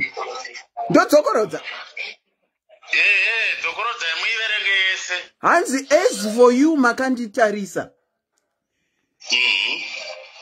the anointing you received from him remains in you, and you do not need anyone to teach you. Yes, that anointing teaches you. Meaning, munhu wese achizvarwa naMwari ane katagi kaakaiswa. Sister, Mwari akasika heaven and earth neshoko kungoti let there be something chichibva chaitika. Mwari vangatadze here kutaura muvanhu vavo vagotuma vamwe vanhu nhasi? Sister, zvingaite here? Vakomana vari kupreacha vese ava, if I ask them a question, who sent you? Paiscripture ipi yamuri kumira naye kuti nhasi munoti isu tisi takasendwa nebhaibheri ndepapi? Vanokuenderai kuna Ephesians chapter 4 verse number 11 iri kutaura kuti the one who descended ascended, he gave some to be, and it's a past tense thing. Kana tikaenda muchirungu zvakatoitika, magifts akapiwa munana Paul nana Peter, and they preached everywhere. Mark chapter 15 verse number 20, vakapreacha everywhere the word of God. Colossians 1 verse number 23, who are put I have preached everywhere. And it saka today tiri kunzi Paul ari kuti the whole law, meaning Bible rese, the whole law, isn't it? It is summed up into one thing. Galatians chapter 3 verse number 10, into one thing: love your neighbor as yourself. Ndikakudai inini sister mukandida, ndikada brother aweni mukandida, tikati there is peace, meaning Bible riri matiri, because rakaitwa sum up into one thing called love. Toenda kuna 1 John chapter 4 verse number 7, and then kuti iyo 1 John chapter 4 verse number 7 iri kuti iyo, brethren, love one another. The one who love is known by God and know God. Imwe version yobva yati is born of God. And then saka munhu ane rudo nhasi anozikanwa naMwari, and Mwari anomuziya, and ione kuchiziya Mwari. Hazvina kumbonzi vanobvisa tithe vachazoenda kumachechi vachafasta nekunamata muchazozikanwa naMwari. No, love only as easy as all that. Love is God. Unotori muna Mwari, and Mwari ari mauri. Zvapera, sister. Saka Jesus already defeated all those people kudhara. Vangaone zvavanoya nazvo. Anomira the word of God sisi vataura pano pagroup handichaziye vambambenyu taura nao kumasuro sisa ivavo vakapenga vari kuziva zvavari kuita although havasati vanyatsopinda but vari kuziva sisa ivavo. The only salvation yaitaurwa najesu kunzi salvation iri kuuya ndeyekusevhwa from the man doctrine of man sister. Inini ndamboenda kuchechi handiendi kuchechi handiri kutombona kana chinonzi chechi sister handiri kuchiona because uri kuleadwa you are dragged from away from God uchiendeswa kumunhu avo baba vangu vachitaurawo ka imhondi yemwoyo kwete yenyama. Munhu anokuuraya nyama sister ka ari better than anokuuraya mwoyo because anokuuraya nyama auraya nyama inonora muvhu but mwoyo anokuuraya mwoyo akaoma hauna kwaunoenda even chero after death yenyama iyoyi mwoyo wako wakaora uende pana Mwari. Saka those ones are both killers. That's why muchiona pana Matthew chapter 10 verse number 28. Jesu akati, fear not those who kill the body, isn't it? But rather fear, do not fear those who kill the body. Yeah. A body nyama yenye andiri kuona yoga inouraiwa iyo inoda banga kana kuti kufa, but rather those that fear, but rather fear the one who destroys flesh and soul to hell. Flesh and body zvakasiyana. Flesh is the spirit according to the Bible. It's body. That's why Jesus akati body and flesh zvinhu zvakasiyana. Sister, flesh mweya wenyama and soul mwoyo wedu destroyed to hell. Munhu ari kuuraya mwoyo nhasi ndipasta avo vakomana vari kuti zvinhu zvaMwari zvinotengwa. Nhai sister, toda kutarisa creation yaMwari yakasikwa naMwari pa7 days. Makamboshota zuva ini kana mvura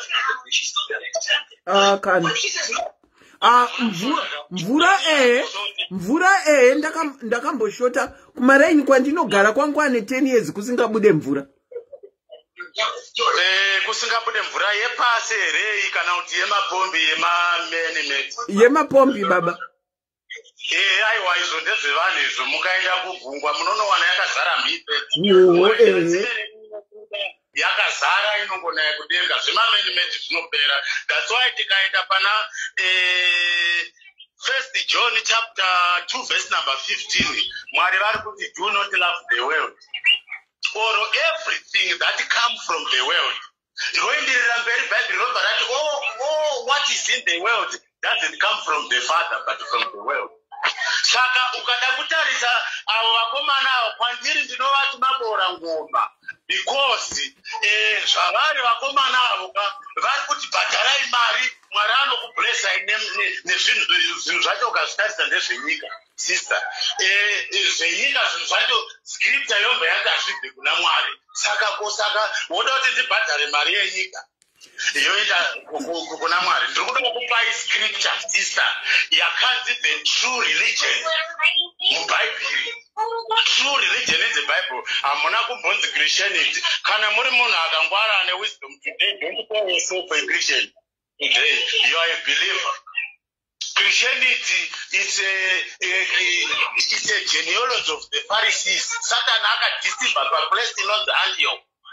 And then vana Paul vachida kurohwa nekuti nemaFarisei vachida kuuraiwa vakatumidzwa kunzi these are Christians. Havana kutumidzwa naJesu. Mufarisei akatumidza an enemy of kingdom of Jesus. So me mukandibvunza kuti are you a Christian? Do not know I'm a believer of Christ. Tikaenda pana James chapter 1 verse number 27. Last chapter 1 iri kuti James chapter 1 verse number 27.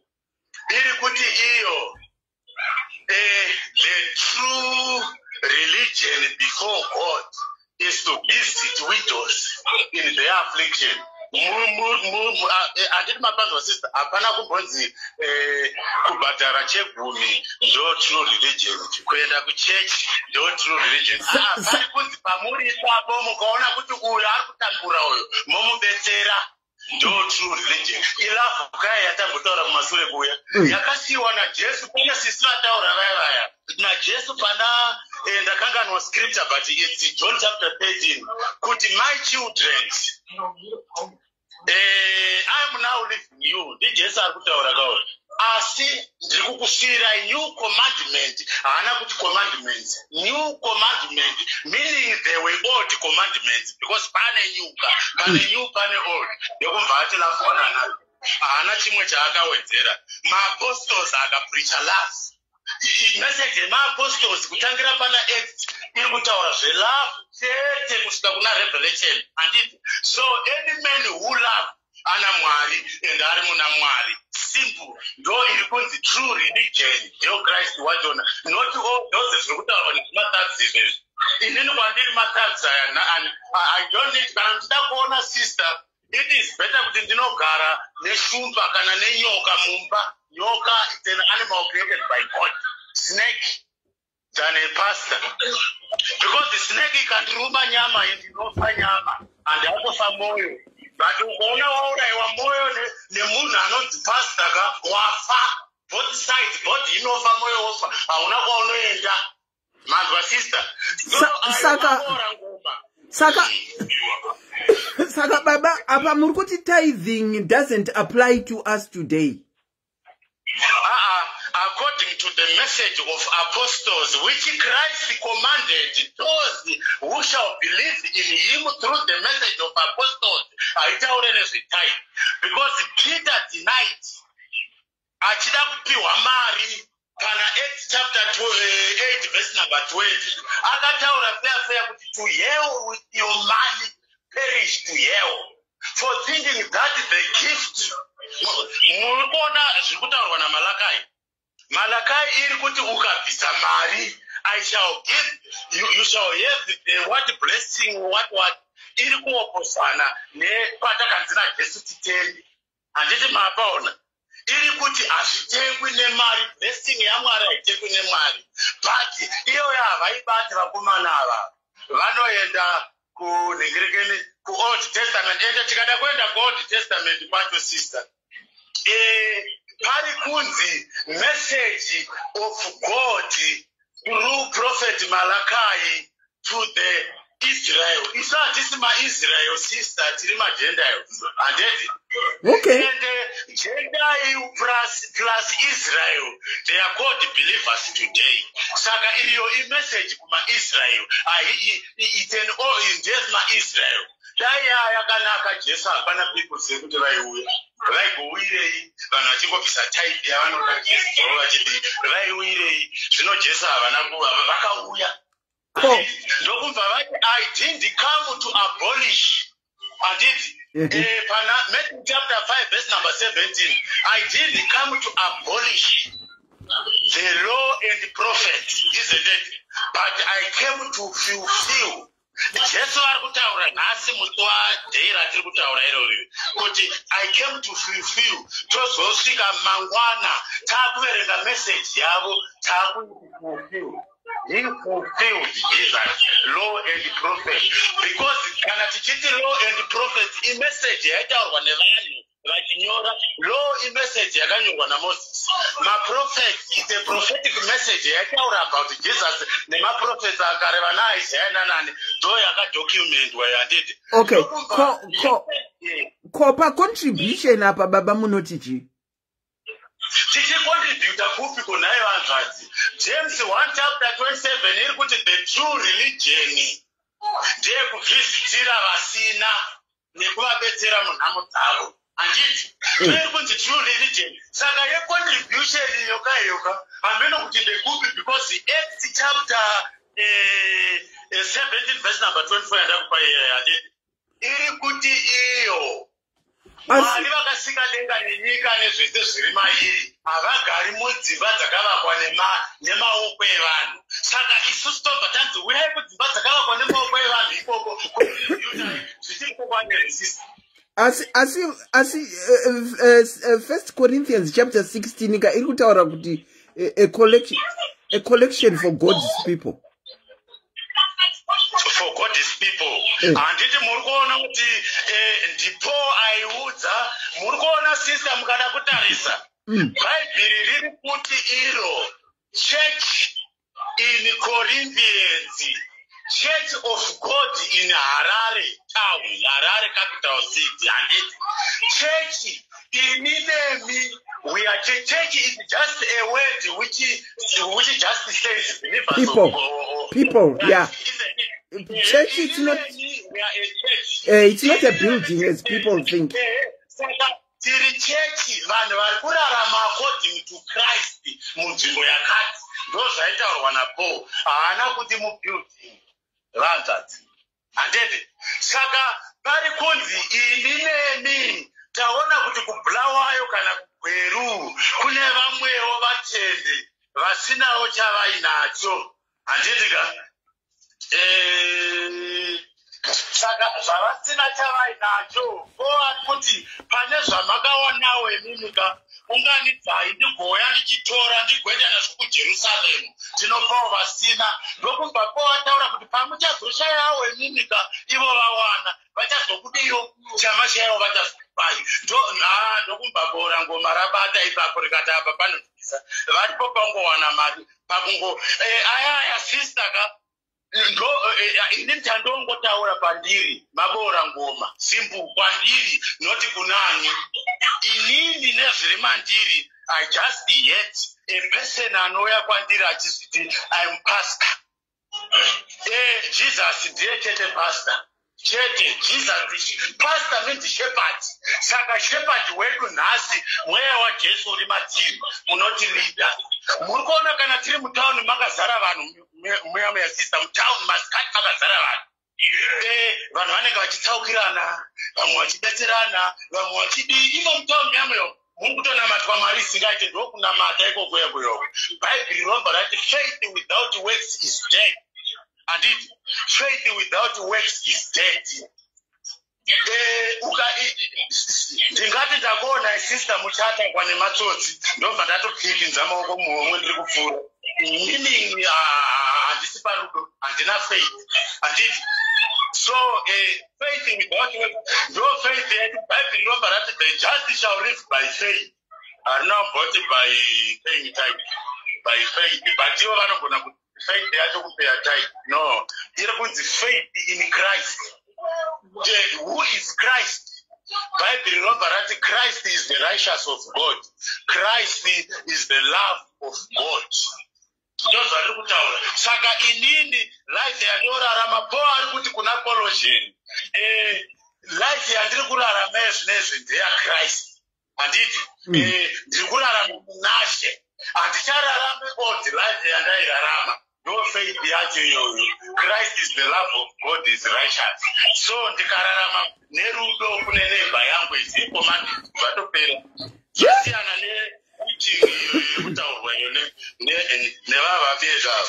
Avo sister Matax Jesu akati in the mouth of John kuna Revelation he named them the beast. Beast. Handiti muungona.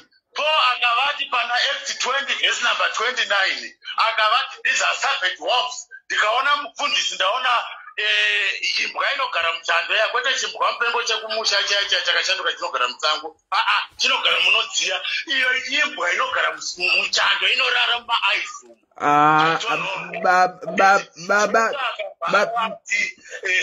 Baba I think false prophet. Peter akavati pana first Peter, second Peter chapter 2 akavati false teachers. Baba musasadaro kuvanhu vaMwari tinorara tarohwa nechamhumanherano baba kura munhu nhasi hachisi chitema kuna Mwari sister because munhu akanzi anofa. Manzwa sister Jesu ari kuti usatya anouraya nyama. Handiti kabhodhi. Kuuraya munhu haisi chitemo. Ukauraya munhu apa bhodhi haina nebasa munhu agara anofa. Ndomutemo waMwari. Ukapa chinhu chenyika ndikauya ndikakubirai TV yenyu nhasi haina kubva kuna Mwari. Mwari havatitongwe asi anobasoya Mwari samufundisi ane nyaya. achiti come here yana najesu ari maura hana nebasa bhaibheri robva rati the one in you is greater than the one in the world mufundisi vari muworld jesu vari mandiri ndiri kusiya ari mandiri the greater ndichienda kuna mufundisi muri kuona kuti ndaasina before Jesus because ndaramba jesu ndaita cheuporwe neumwe murume Jesus is the husbandry of the church. Isn't it? And I'm a church. Jesus is the husbandry, the head of the marriage. And I no, but that Jesus I know. Baba, Baba, Baba, Baba, Baba, Baba.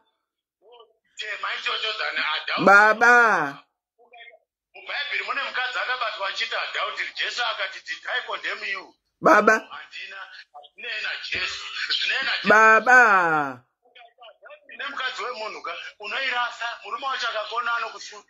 Baba.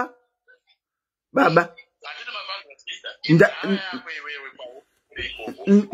Ndapanzwa muri kundinzwa here baba.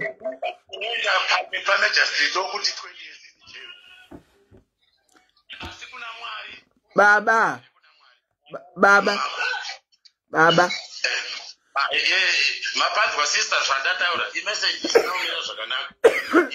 Baba. Baba pamsoroi. Baba. Baba. Baba. Baba. Baba. Baba pamsoroi baba. Baba. Baba. Baba. Baba. Baba. Pamsoroi. Asi makambopinda svondo yakakugumburai kani? Ndiri kuti asi makambopinda svondo yakakugumburai kani?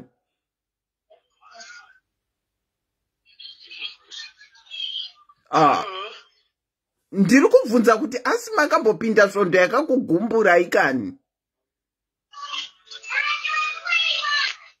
Atishavanzwe baba havasi kundinzwa. TV yekuseri yakanyanyoshedzera. Ndiri kuramba ndichiti baba baba. Regai timbotorawo vamwe tinzwe vakomana ndato English upside down.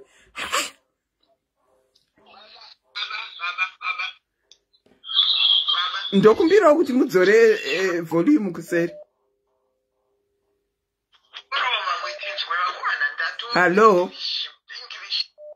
Hello, makadite tese. Chiripo ndidzorereiwo imwe device yenyu iri kuseri.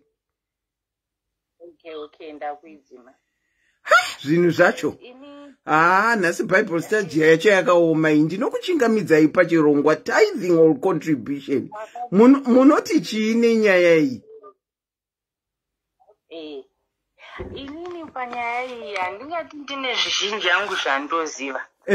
Asi ndaidawo kunza pane chandibata chataurwa kuti unobvisa mari yako iwe usazvitsvaga kuti mari iyoyo iri kuenda kupi, iwe chingobvisa chete. Hold on, kola vari kubvunza kuti pane chataurwa chavabata. Ndinodavira kuti chataurwa naapostoli. Vari kubvunza kuti zvanzi unobvisa mari yako asi iwo usazvitsvaga zvewo zvawabvisira mari yako kuti iri kushanda chii. Ndizvo here ndanzwa zvakanaka? Ndo zvandanzwawo kana ndisina kuresva zvikanzi iwewe chero yazodii usazvitsvaga. Ndabatikana. Sei ndadaro ndabatikana? Nekuti kumusha kuZimbabwe uku nzvimbo dzimwe dzatinogara ndingori munhu hangu asina zvaanoziva, asi unoona kuti mune maministries. And if you look at these neighborhoods, they are very poor neighborhoods, but you see a fancy church. Chinondishamisa chacho Tete Selina, ukaenda pa local clinic anoenda vanagogo vasina medical aid vasina chi, you will find kuti the clinic is small Hakuna kana parasite kana tuma diclofenac tuya tokuti vane arthritis awane hope. But you as a Christian, you are going to drive your vehicle or you just uchienda kuchechi kwako wherever it is. Uchipfuura maraingo paunoziva kuti apa panotamburwa apa. Apa panotamburwa apa. Oyo, and you are going to give your money somewhere else. Where is the love? Where is the love? You see people around you. And you are not doing anything about it. But at the same time, this 10% which you are giving, no, you mustn't ask, where is it going? That's not your business. You will just give. Just give. I think at some point we have to look at ourselves and think of common sense. Just basic common sense. Because those collective resources in any township, if they were put to helping those communities, we wouldn't be talking about my challenges at Tilgutaura.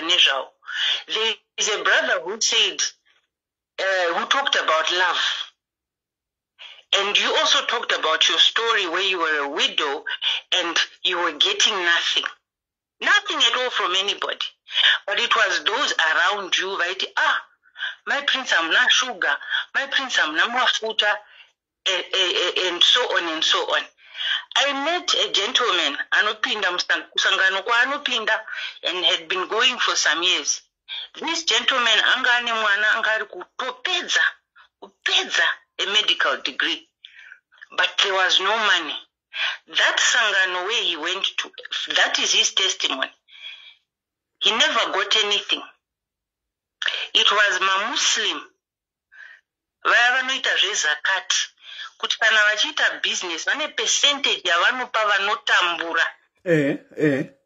Who gave him that money? Wow. Because common sense says, this girl has got one semester to go. That Muslim not only gave the man cash, but said, I will go to the mosque and talk to my brothers, business people in our local town. I will present your case. Because when we do zakat, people pay for less fortunate learners and tertiary students in our community. And we have seen you in our community. This is a Christian. And they helped this man. So when someone says, don't think about where your money is going, I leave my house with $50 or $60 or $70. I cross town, cook you wherever, but you, my neighbor, you are not eating. For me, that doesn't make sense. And I'm sure if I were to stand before my Creator and I'll be asked, Kuti, my prince had no food in the house. What did you do? I will have a problem answering that question. Because it shows that I have no love at all. But because I'm being promised that the floodgates are going to open, I'm going to keep it in my pocket. I'll be like, hey, it is well, my sister. It is well. You know, and so on and so on. I can't stand up and take $10 from that man and give you, because selfishly I've been programmed to think that if I take it that other side, the floodgates are going to open. So what I want is the floodgates to open. So I see a marriage between con artists and wealth seekers. Pane chamataura mama chatondi kuti ndive nekufunga mukati mepfungwa dzangu.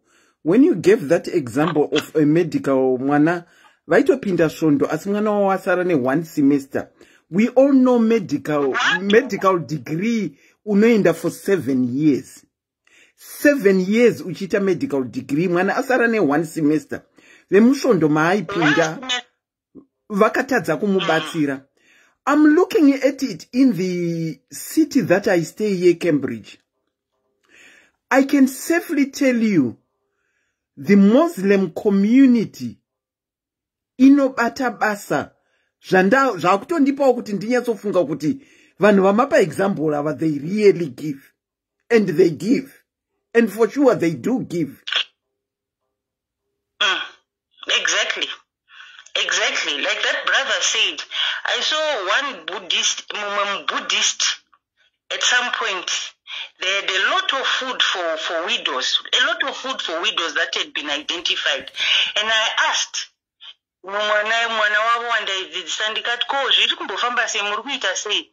Zvikanzaiwa mbuya vedu vanosvara mai vangu vari kuSri Lanka, vababa vakashayika, but nokuti mbuya vangu vane tiri kunzwa kuti takawanirwa nyasha kuti mbuya vangu vasvika pavari, saka mufaro watinawo nerudo rwatinawo ruri kutiita tiunganidze chembere idzi dzisina anochengeta. Pazuva ravo rekubarwa tidzipewo dziwanewo mufaro. And I'm saying, are we not looking at other communities and saying, how are these people prospering? How do they look after each other? What is their method of giving? How is it that they are prospering so much? And we are just there being told, Kutia, you just give, don't ask any questions. I was once in a church where in the country that I am, my stand in my church hour used to be given to like these ministries for free. And it's like there was a money game going on where there would be a building fund, Police worker slab, building fund, and people are gathering money. Then you disappear. It happens so many times until that government woke up and said no more. I think one other country that is banned from seeing what they were seeing, if I'm not mistaken, one other country that has come to a conclusion yekuti my church, especially arikumashuruma mazuano, it has become a game. Ikavarisa machechi akawanda. If I'm not mistaken, Rwanda did that. And then at one time it was Botswana. After some churches were audited, and a 7-year-old child, imagine a 7-year-old child of a pastor was getting an allowance of 5,200 pula. 7-year-old. 7-year-old child. A 7-year-old. Yes. Imaridze mataidzito. 7-year-olds, when people were properly audited and given 72 hours to leave the country. Wow. Yeah. And we are told, just give, but don't ask. That doesn't make sense, because we were created with a sound mind, and a person with a sound mind takes time to reflect and ask questions. Yeah. It's not rudeness, it's not pride, it's not arrogance, but it is asking, but how come this thing is happening like this? Why is it happening like this in our community? Why is it that we are not asking the right questions? Where are we going wrong? How can this be fixed? If at all it can be fixed. So, Irina, I don't know. And personally, I feel given a platform, we can carry on forever and ever, especially if you know, with the other gentleman who was talking about, we shouldn't ask. Obviously, he's going to promote, you know. You see a situation where pastors, you find pastors' kids are going overseas, Canada, US, this and that. In a way, you'll be failing kubadala fees depa MSU, you'll be failing, you'll be struggling. But the congregation, that same congregation that pays value-added tax, that pays payee, that pays whatever, and looks after extended family and all that, is carrying that, and people are living luxurious lives, and we have no right to ask. That is wrong on so many levels, as far as I'm concerned. And especially if that wealth is flaunted before anyone. You get someone standing in front of people and say, Uru driver ka Honda fit unofunga kuti une motikari. Saka imi munoenda kusvondo here mama, if I might ask? I used to. Maibvisa tithe here pamaienda kusvondo? I used to, and I used to give, and Auntie Selina, what happened to me was it's a very funny story. But you know this thing of collecting tithes, good one, some envelopes and so on. There is a fellow congregant, Wandai Shandanai. He was a very serious, most of those very serious people were not good. This guy used to drive truck and about 5 or so. One of the, you know, those people are not Torah, was in the saka kwanga kuchiendwa kuba kuchinzi kuchadzokwa kwa kune maprogram matskati muchinda uya ari part of the crew ya collect akati achiburuka muhomwe dzake dzekushure makadona maenvelope maenvelope akadona navaya vanga vari kuprimary vatika vakati dedi tachibva kumisa ipa madropa avo madona maenvelope. That guy looked at the envelopes. It was my envelope, my tithe, vamwe vanhu vekuchechi. He looked at that. Akadzokera kusangana. Akati, zvinotoziva sei kuti mari dzedu dziri kufamba sei. Iyi itithe yemhuri yekwaNhingi. Iyi itithe yemhuri. Zvadonedzwa neuyu one of the collectors. Pakamudropa. Saka ndoda kuti nyaya iyi igadziriswe. That guy was silent. Ndakamona achinja. Achauyi. And I said, brother, what happened? Brother, what happened? Because I simbonditakura. Akazoti sister ngatigare pasi ndikuudze zvakaitika. Zvakafamba zvakadai. Saka indaedza kuti nyaya itaurwe nokuti ndofunga zvainvolvawo vamwe vakuru. Haana kukwanisa kubudirira anenge akaitwa shut down and ostracized somehow and silenced. And he left. And at that time there was a building going on. And I remember quite ovakwa, what I did is ndakatenga samende dzangu ndikaisa mubhuti, ndikatenga zvandakatenga ndikaenda kusite. Ndikati vaya accounting mabhegi angu. And I could see kuti these people are not happy. Nezvandaita. Because they wanted it in money form. They wanted money. They wanted money. Yet all the time they were talking about todaguti imbainake. And at some point you ask yourself, but what is this now? Wow. What is going on? Unozotangisa kufunga wose munhu ozoona kuti it's metsidzika. Pamwe ndini ndichiri mutete pakunamata kana kuti ndini ndisiri kunzwisisa ega ndimbomira nditsvagidze ndione kuti ndiri papi. Wow, guys. Thank you so much, Mama, for your contribution. Okay, thank you so much, Teresina. Tatenda. Bye-bye. My head is spinning at the end of this Bible study. Probably we can have part 2. A very good night to you, Mama. Probably we can have part 2 of this Bible study. Tiri kuvhurika maziso here. Tisi tiri kutadza kunzwa here. Regai nditore last caller. Let me take my last caller. Ndinokuchingamidzai pachirongwa baba makadini. Ndauda kutovhara nekuti dzakutenderera pfungwa. Mungoti ga. It's unfortunate kuti vanhu vachiri kuramba vachibvisa taiti mukore uno watapinda uno, but kondo yamakuuya nayo.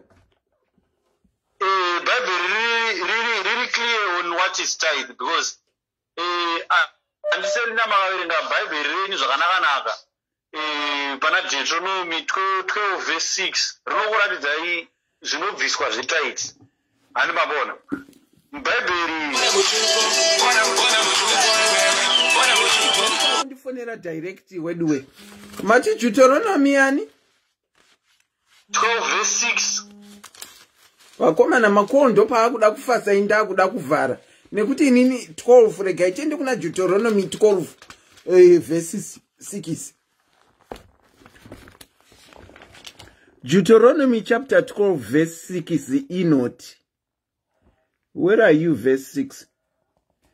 Kanonongotangira pa verse 4. Okay.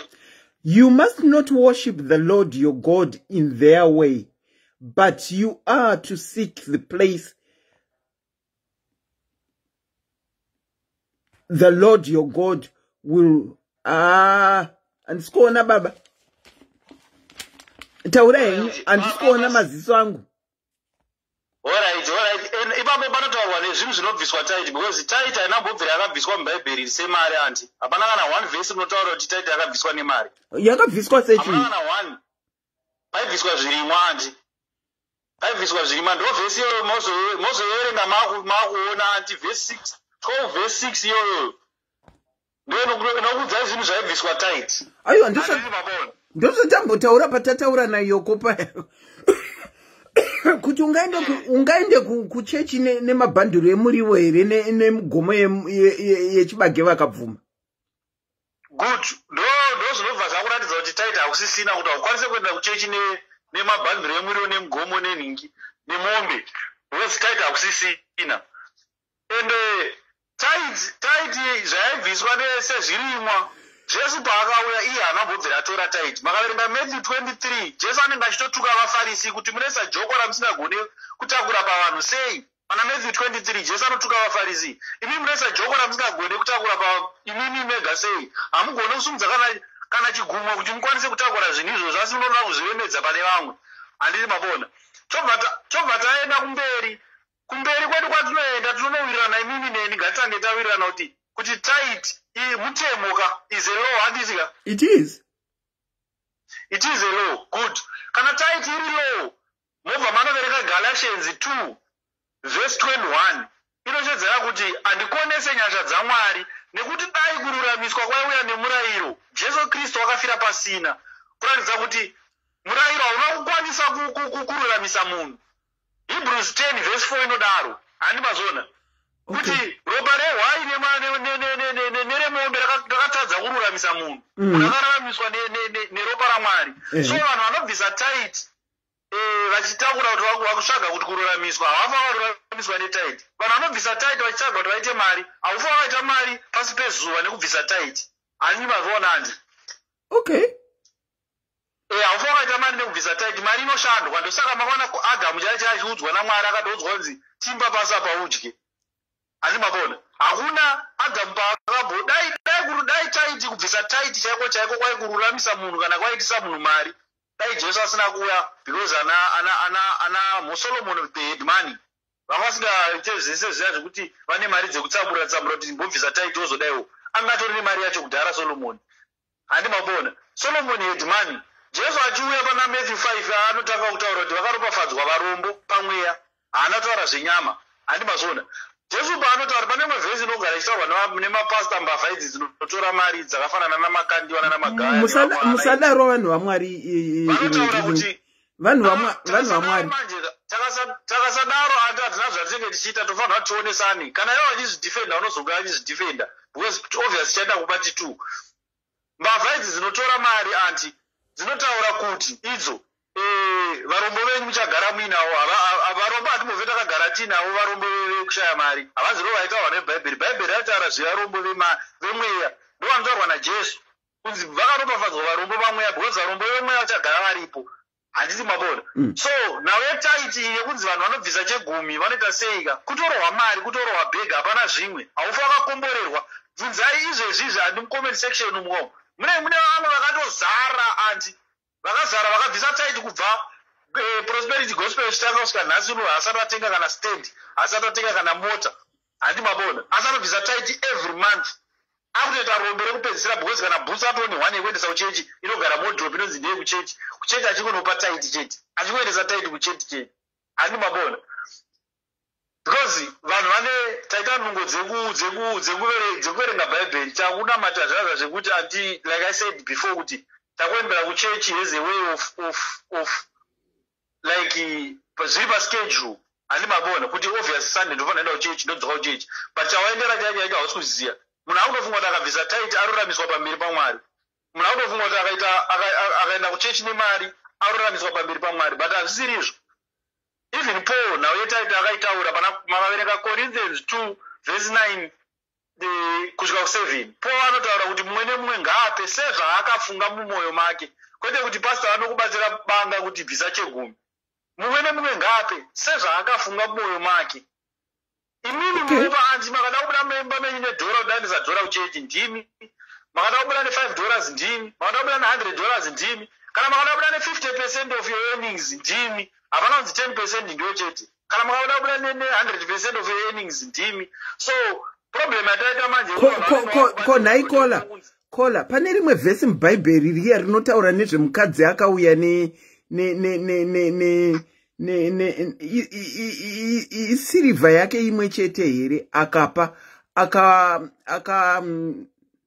akakomendwa stereki nekuti akanga auya nayo ndiyo yaaive nayo yoga uye akapa nemwoyo wake wose. Mabva matobatanidza nevhesi yandiri kutaura iri pana 2 Corinthians verse 9 kuti mumwe nemumwe ngaape sezvaakafunga mumwoyo make, because mukadzi uyu akapa out of the heart, like you are saying, akapa out of the heart, Mwari vakagamuchira because apa out of the heart. Ndosaka Paul akati mumwe nemumwe ngaape sezvaakafunga, kuratidza kuti ari kuedza kuudza vanhu kuti ipai sezvamunofunga, because ukapa 1 dinari. Okay, hanzi akapa 1 dinari. The weed. 1 dinari out of the heart, handisi mazona, but 10% is out of the heart. 10% is not out of the heart. 10% ndeyekutobatirwa demo anti ndeyekutonzibvisa. Handisi mabona. It's not out of the heart. Makabvunza vanhu vese vari kubvisa 10% kuti unoona here kubvisa 10%, anonzwa kuti dai zvaita ndaisaibvisa ndaigona kupa yandinokwanisa. But then kuti pastor anenge achedzera kuti ukasapa 10% haukomborerwe, ukasapa 10% zvinhu zvako hazvifambe, ukasapa 10% kana basa rinogona kupera, ukasapa 10% this, but hazvisiri izvo anti. Anopa ndiMwari, anotora ndiMwari. Kana wakapinda basa iwe usafunga kuti pastor wako ane simba rekukupinza basa, Mwari ndo anokupinza basa. Kana wakaita mwana usafunga kuti pastor wako ane simba rekuwisisa mwana, Mwari ndo anokupa mwana. Kana uchidya uchiguta every day mumba mako, usafunga kuti pastor wako wari kupa 10% ndo ari kukupa kuti ningirisine. Mwari ndo ari kukupa kuti udye. Handi mazona. But kuchechi tinofanira kuita macontribution. Macontribution anodiwa kuchechi. Macontribution haaregedze kudiwa. Macontribution tinobvisa. But tinobvisa for a purpose, for a reason. Tinobvisirei. Handi mazona. Okay. Izvo zvinoda kuzivikanwa. Thank you so much for your contribution. Vakomana. Nyaya yacho iyi. Saka matitoita part 2 here nai vanhu. Toita part 2. Pada part 2. Pada part 2 because haina kupera, because pane andingonzwa kutaurwa emawidow handi inoda kugadziriswa futiyo. Yakatorasika kayo. Inoda kugadziriswa naNikola. Vakomana makola acho akuramba achiuya. Toita part 2 kana. Tofanira kuigadzirisa emawidow because ndinonzwa vanhu kuti unofanira kuenda kumawidow unovapa zvinhu. Mawidow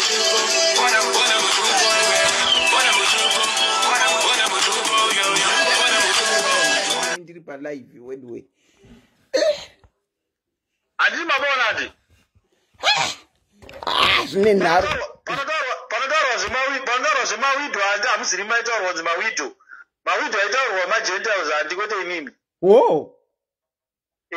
Saka ndo asina murume, because Israel yanga ine murume wayo kudhara Jesu.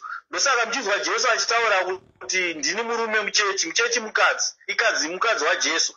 Handisi mazona. Saka magentiles akanga asina murume, vakanga vangori vanhu vairarama. Ndonherera dzinotaurwa kana ndodzinodzi anodzi nherera neshirikadzi, ndochiti dzakadzi dzacho idzodzo, ndonherera dzacho idzodzo. Dzisina baba wadzaidana kwadziri, dzisina munhu wadzaidana kwaari. Saka chechi yanga iri right kundinyima rubatsiro yanga iri right. 100% chechi yanga iri right. Of course hatikurudzire kunyimwa kwenyu, totivanha kupanana parudo rwaJesu rwaKristu. Kunyimwa hatikurudzire. But pandikuramba ndepekuti imimi munotora bhaibheri moti tisi mawidow aitaurwa mubhaibheri. Bhaibheri kana taura zvawidow renge ichitaura isusu magentiles tese tisi tanga tisina murume. Because vaIsraeri vanga vanaye murume kudhara, vanga vana Mwari kudhara, ndiye anga ari murume wavo. Isusu magentiles hatisina murume, tatisina kwataidana. Handisi mazvona. Kola makutocomplicata zvinhu wese. Ndakutocomplicata zvinhu ndoziva kuti hazvinzwisisike, zvinhu zvemweya zvinonetsa handi. Thank you so much for your contribution. Wakomana ndoita sei ndotora makolo here. Ndati ngatichiita ipart 2. Kola, thank you so much for your contribution. Vakomana ndati ngatichiita ipart 2 asi foni dzacho dziri kuramba dzichiuya. Alright, tochingopedzisira nei. Ndinokuchingamidzai pachirongwa. Kola, makadini? Ndiri pangu, makadini pandiselina? Tiripo baba, makadini? Ndiripo. Ndaona kuti time dzapera ende panoda part 2 andiselina. Zveshuwa. Ndine mibvunzo yandinoda kuti kana paine vanosapota zvetithing saapostoli wavo vanga varipawo ngavauye vazondipindura part 2. Mubvunzo wangu wekutanga.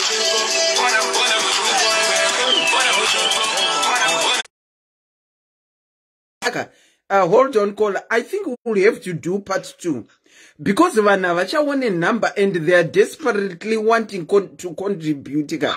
Vakutofona direct pa call yandiri kuita live. Saka, let me just say this. Baba vari pa line will be my last caller.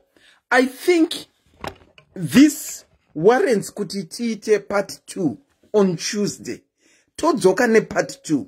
Baba vari kuti vane mibvunzo yavainayo yavari kuda kubvunza kuti vanhu tisare tichifunga, especially Apostle vambouya kuitira kuti kana takudzoka musi wechipiri mibvunzo inodairika. Baba, enderera henyu mberi. All right. Mubvunzo wangu wekutanga, kana vaine vhesi 1 kubva kuna Genesis kusvika kuna Revelations inoratidza kuti pane mujenda umwe chete zvake akabvisa type akaisa kuchechi, ngavauye nayo vhesi iyoyo. Ndo mubvunzo wokutanga. Wechipiri, kana paine vhesi kuNew Testament rinoratidza kuti pane muapostle including Paul, Peter, James nevese vakanga varipo, kana pane akamboreceiva type ngavauye nayo vhesi iyoyo. Tiri kuida papati 2. Then the third question, naye apostle maakuda kureceiva type muchishandisa vhesi rokuti Abrahamu akabvisa type achipa Melchizedeki. Munoziva here kuti Melchizedeki anga asina baba, anga asina amai. Imimi maakuda kupuwa type muna baba muna amai. Saka muri chii? Because uyoyo aipuwa type waiva mucherechedzo wokuti ndiye high priest waMwari, anova iye mwanakomana waMwari. Imi maakuipuwa pakai. Ngavauye vatitsanangurire because zvinhu zvokuti vari kuvhara vanhu nazvo vachitaura zvechegumi. Chegumi chakagumira kumaIsraelites, chakabviswa nemaIsraelites. Hapana mujenda akabvisa kana 1 chegumi. Then Malachi chapter 3 verse 10 yavari kukota iyoyoyoyo ngavaiverenge zvakanaka, vari kuiverenga vachimhanya. Inoti ndiedzei muone kana ndisingakupei mukomborero 1. There was 1 blessing, hapana unzi blessings. Paiva ne1 blessing yakataurwa ipapo. Saka kana ukabvisa type yako une blessing 1 yaunofanira kuwana. But ivo ike zvinova vari kutaura kuti unowana makomborero. Hapana kumbonzi makomborero. Ngavatsvake kana riri Shona English kana version ipi. Hapana S pana blessing. Hapana A pana mukomborero, kwete makomborero. Saka vari kuzviwana kupi? Papati 2 tiri kukumbirawo vauye vatitsanangurire zvinhu izvi. Ngazviuye zvitsananguriwe kuti ndeipi church after the resurrection of Jesus Christ yakabvisa chegumi. Ndoupi maapostoro akagamuchira chegumi? Macontributions akaitwa, yes. Macontributions akaitwa. Ukandoverenga Philippians chapter 4, macontributions akaitwa. But these guys vakatsanangurwa muna Philippians chapter 3 verse 17 kuti vanoparidza zvedumbu ravo kuti vawane chauviri zvinora kuti vagaine wealth, not salvation. Ndizvo zvavari kutaurwa neBhaibheri. Saka ngavauye vatitsanangurire kuti chegumi vari kuchitorera papi. Vanochitorera papi? That's my contribution, Andy Selina. Saka munenge muripo next week here baba kuti mibvunzo yese aiwa ndendiripo ndinotobvunza imwe kana vari kuda kuti ndibvunze imwe yakawanda. Listen, Deuteronomy chapter 14 verse 22 to 29. Deuteronomy chapter 14 verse 22 to 29. Mabvisirwo echegumi chaibviswa sei? Ngavauye vatitsanangurire kuti aya ndo mabvisirwo aiitwa chegumai. Vakomana hanzi vanoparidza zvidumbu. Mabvisirwo achaitwa zvirimo mabvisirwo achaitwa Deuteronomy 14 22 to 29 ndo kubviswa kwechegumi ikoko. Ngavauye musi Tuesday vatitsanangurire.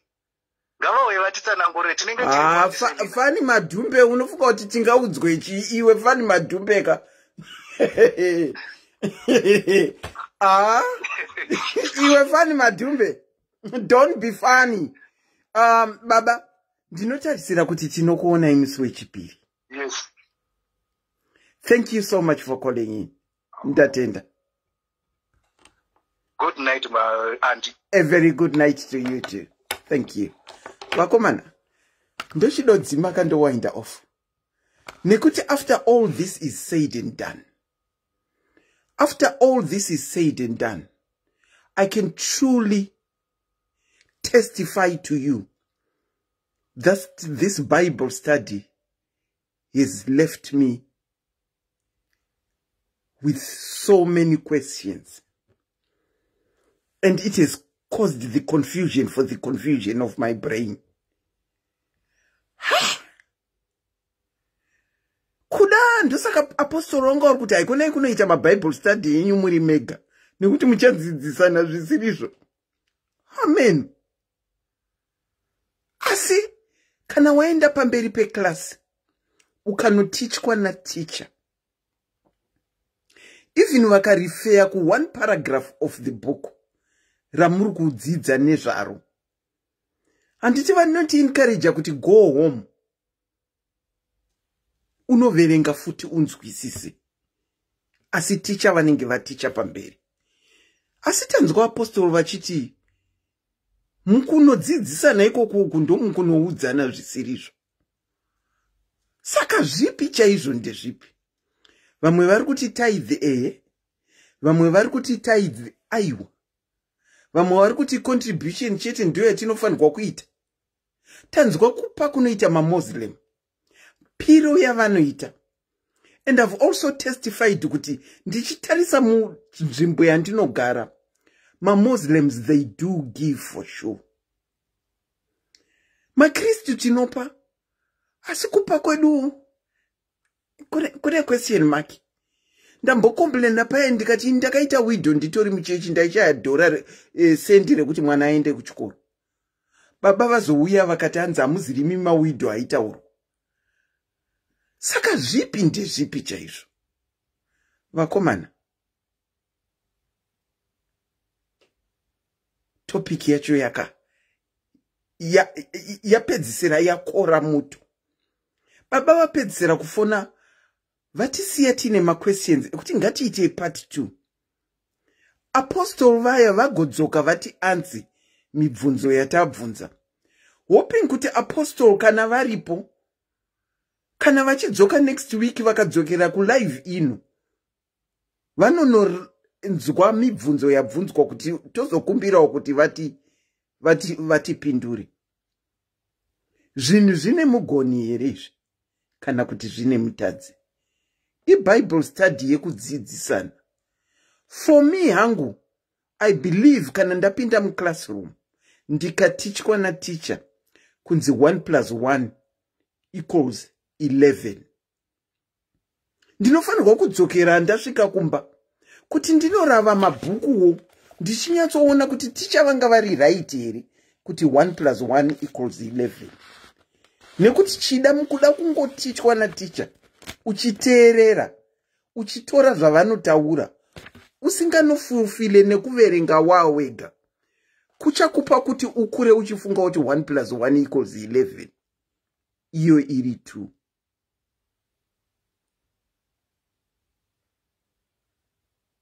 Saka ini nangu I believe kuti Bible study dzakanaka even tiri kudzimba.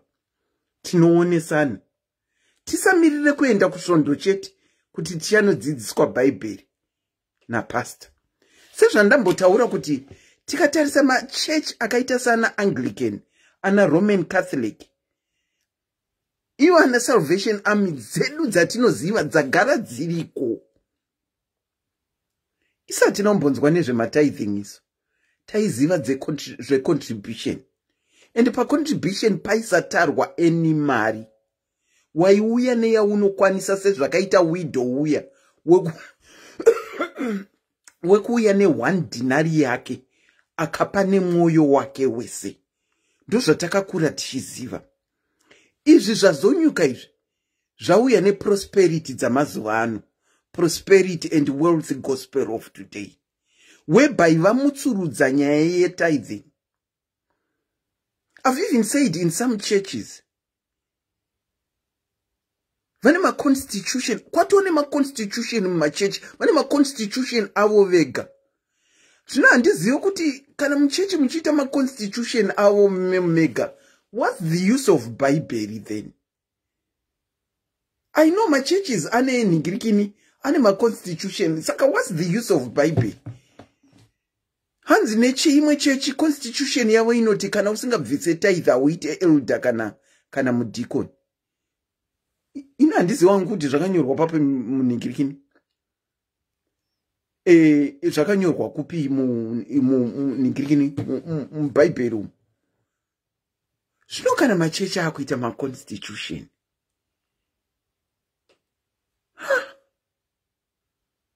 Zvinhu zvacho unobva washaya kuti zviri kumbobva nekupi, zvichimboenda nekupi.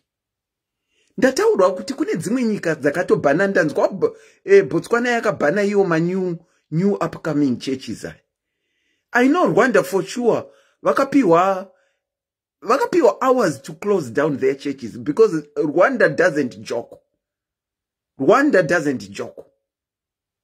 And my prosperity gospel churches anga kunyuka left, right and center. Kuita kumashiruma. Tazonzwa kune vamwe amai vaya vachishare kuti baba vakadonhedza ma-envelope etithing ndo vainokaunda kubheki. Asi mukupiwa lift nemumwe munhu ma-envelope etithing akadonha muhomwe. Vakomana, tikanzwa vamwe vachichema kuti zvanzi naApostle, kana muchipa tithing dzenyu musasabvunze nekutarisa kuti iri kuitiswei nekuti munenge mapa kumba yaMwari. Ndizvo. Wow. Tonight was something else. Vamwe vakati ina handizi muKristu. Ukandibvunza kuti uri Christian here, ndinokuudza kuti handizi. Because I am a believer, not a Christian. I am a believer. Yeah. On Tuesday night, join me for part 2 of tithing and contribution.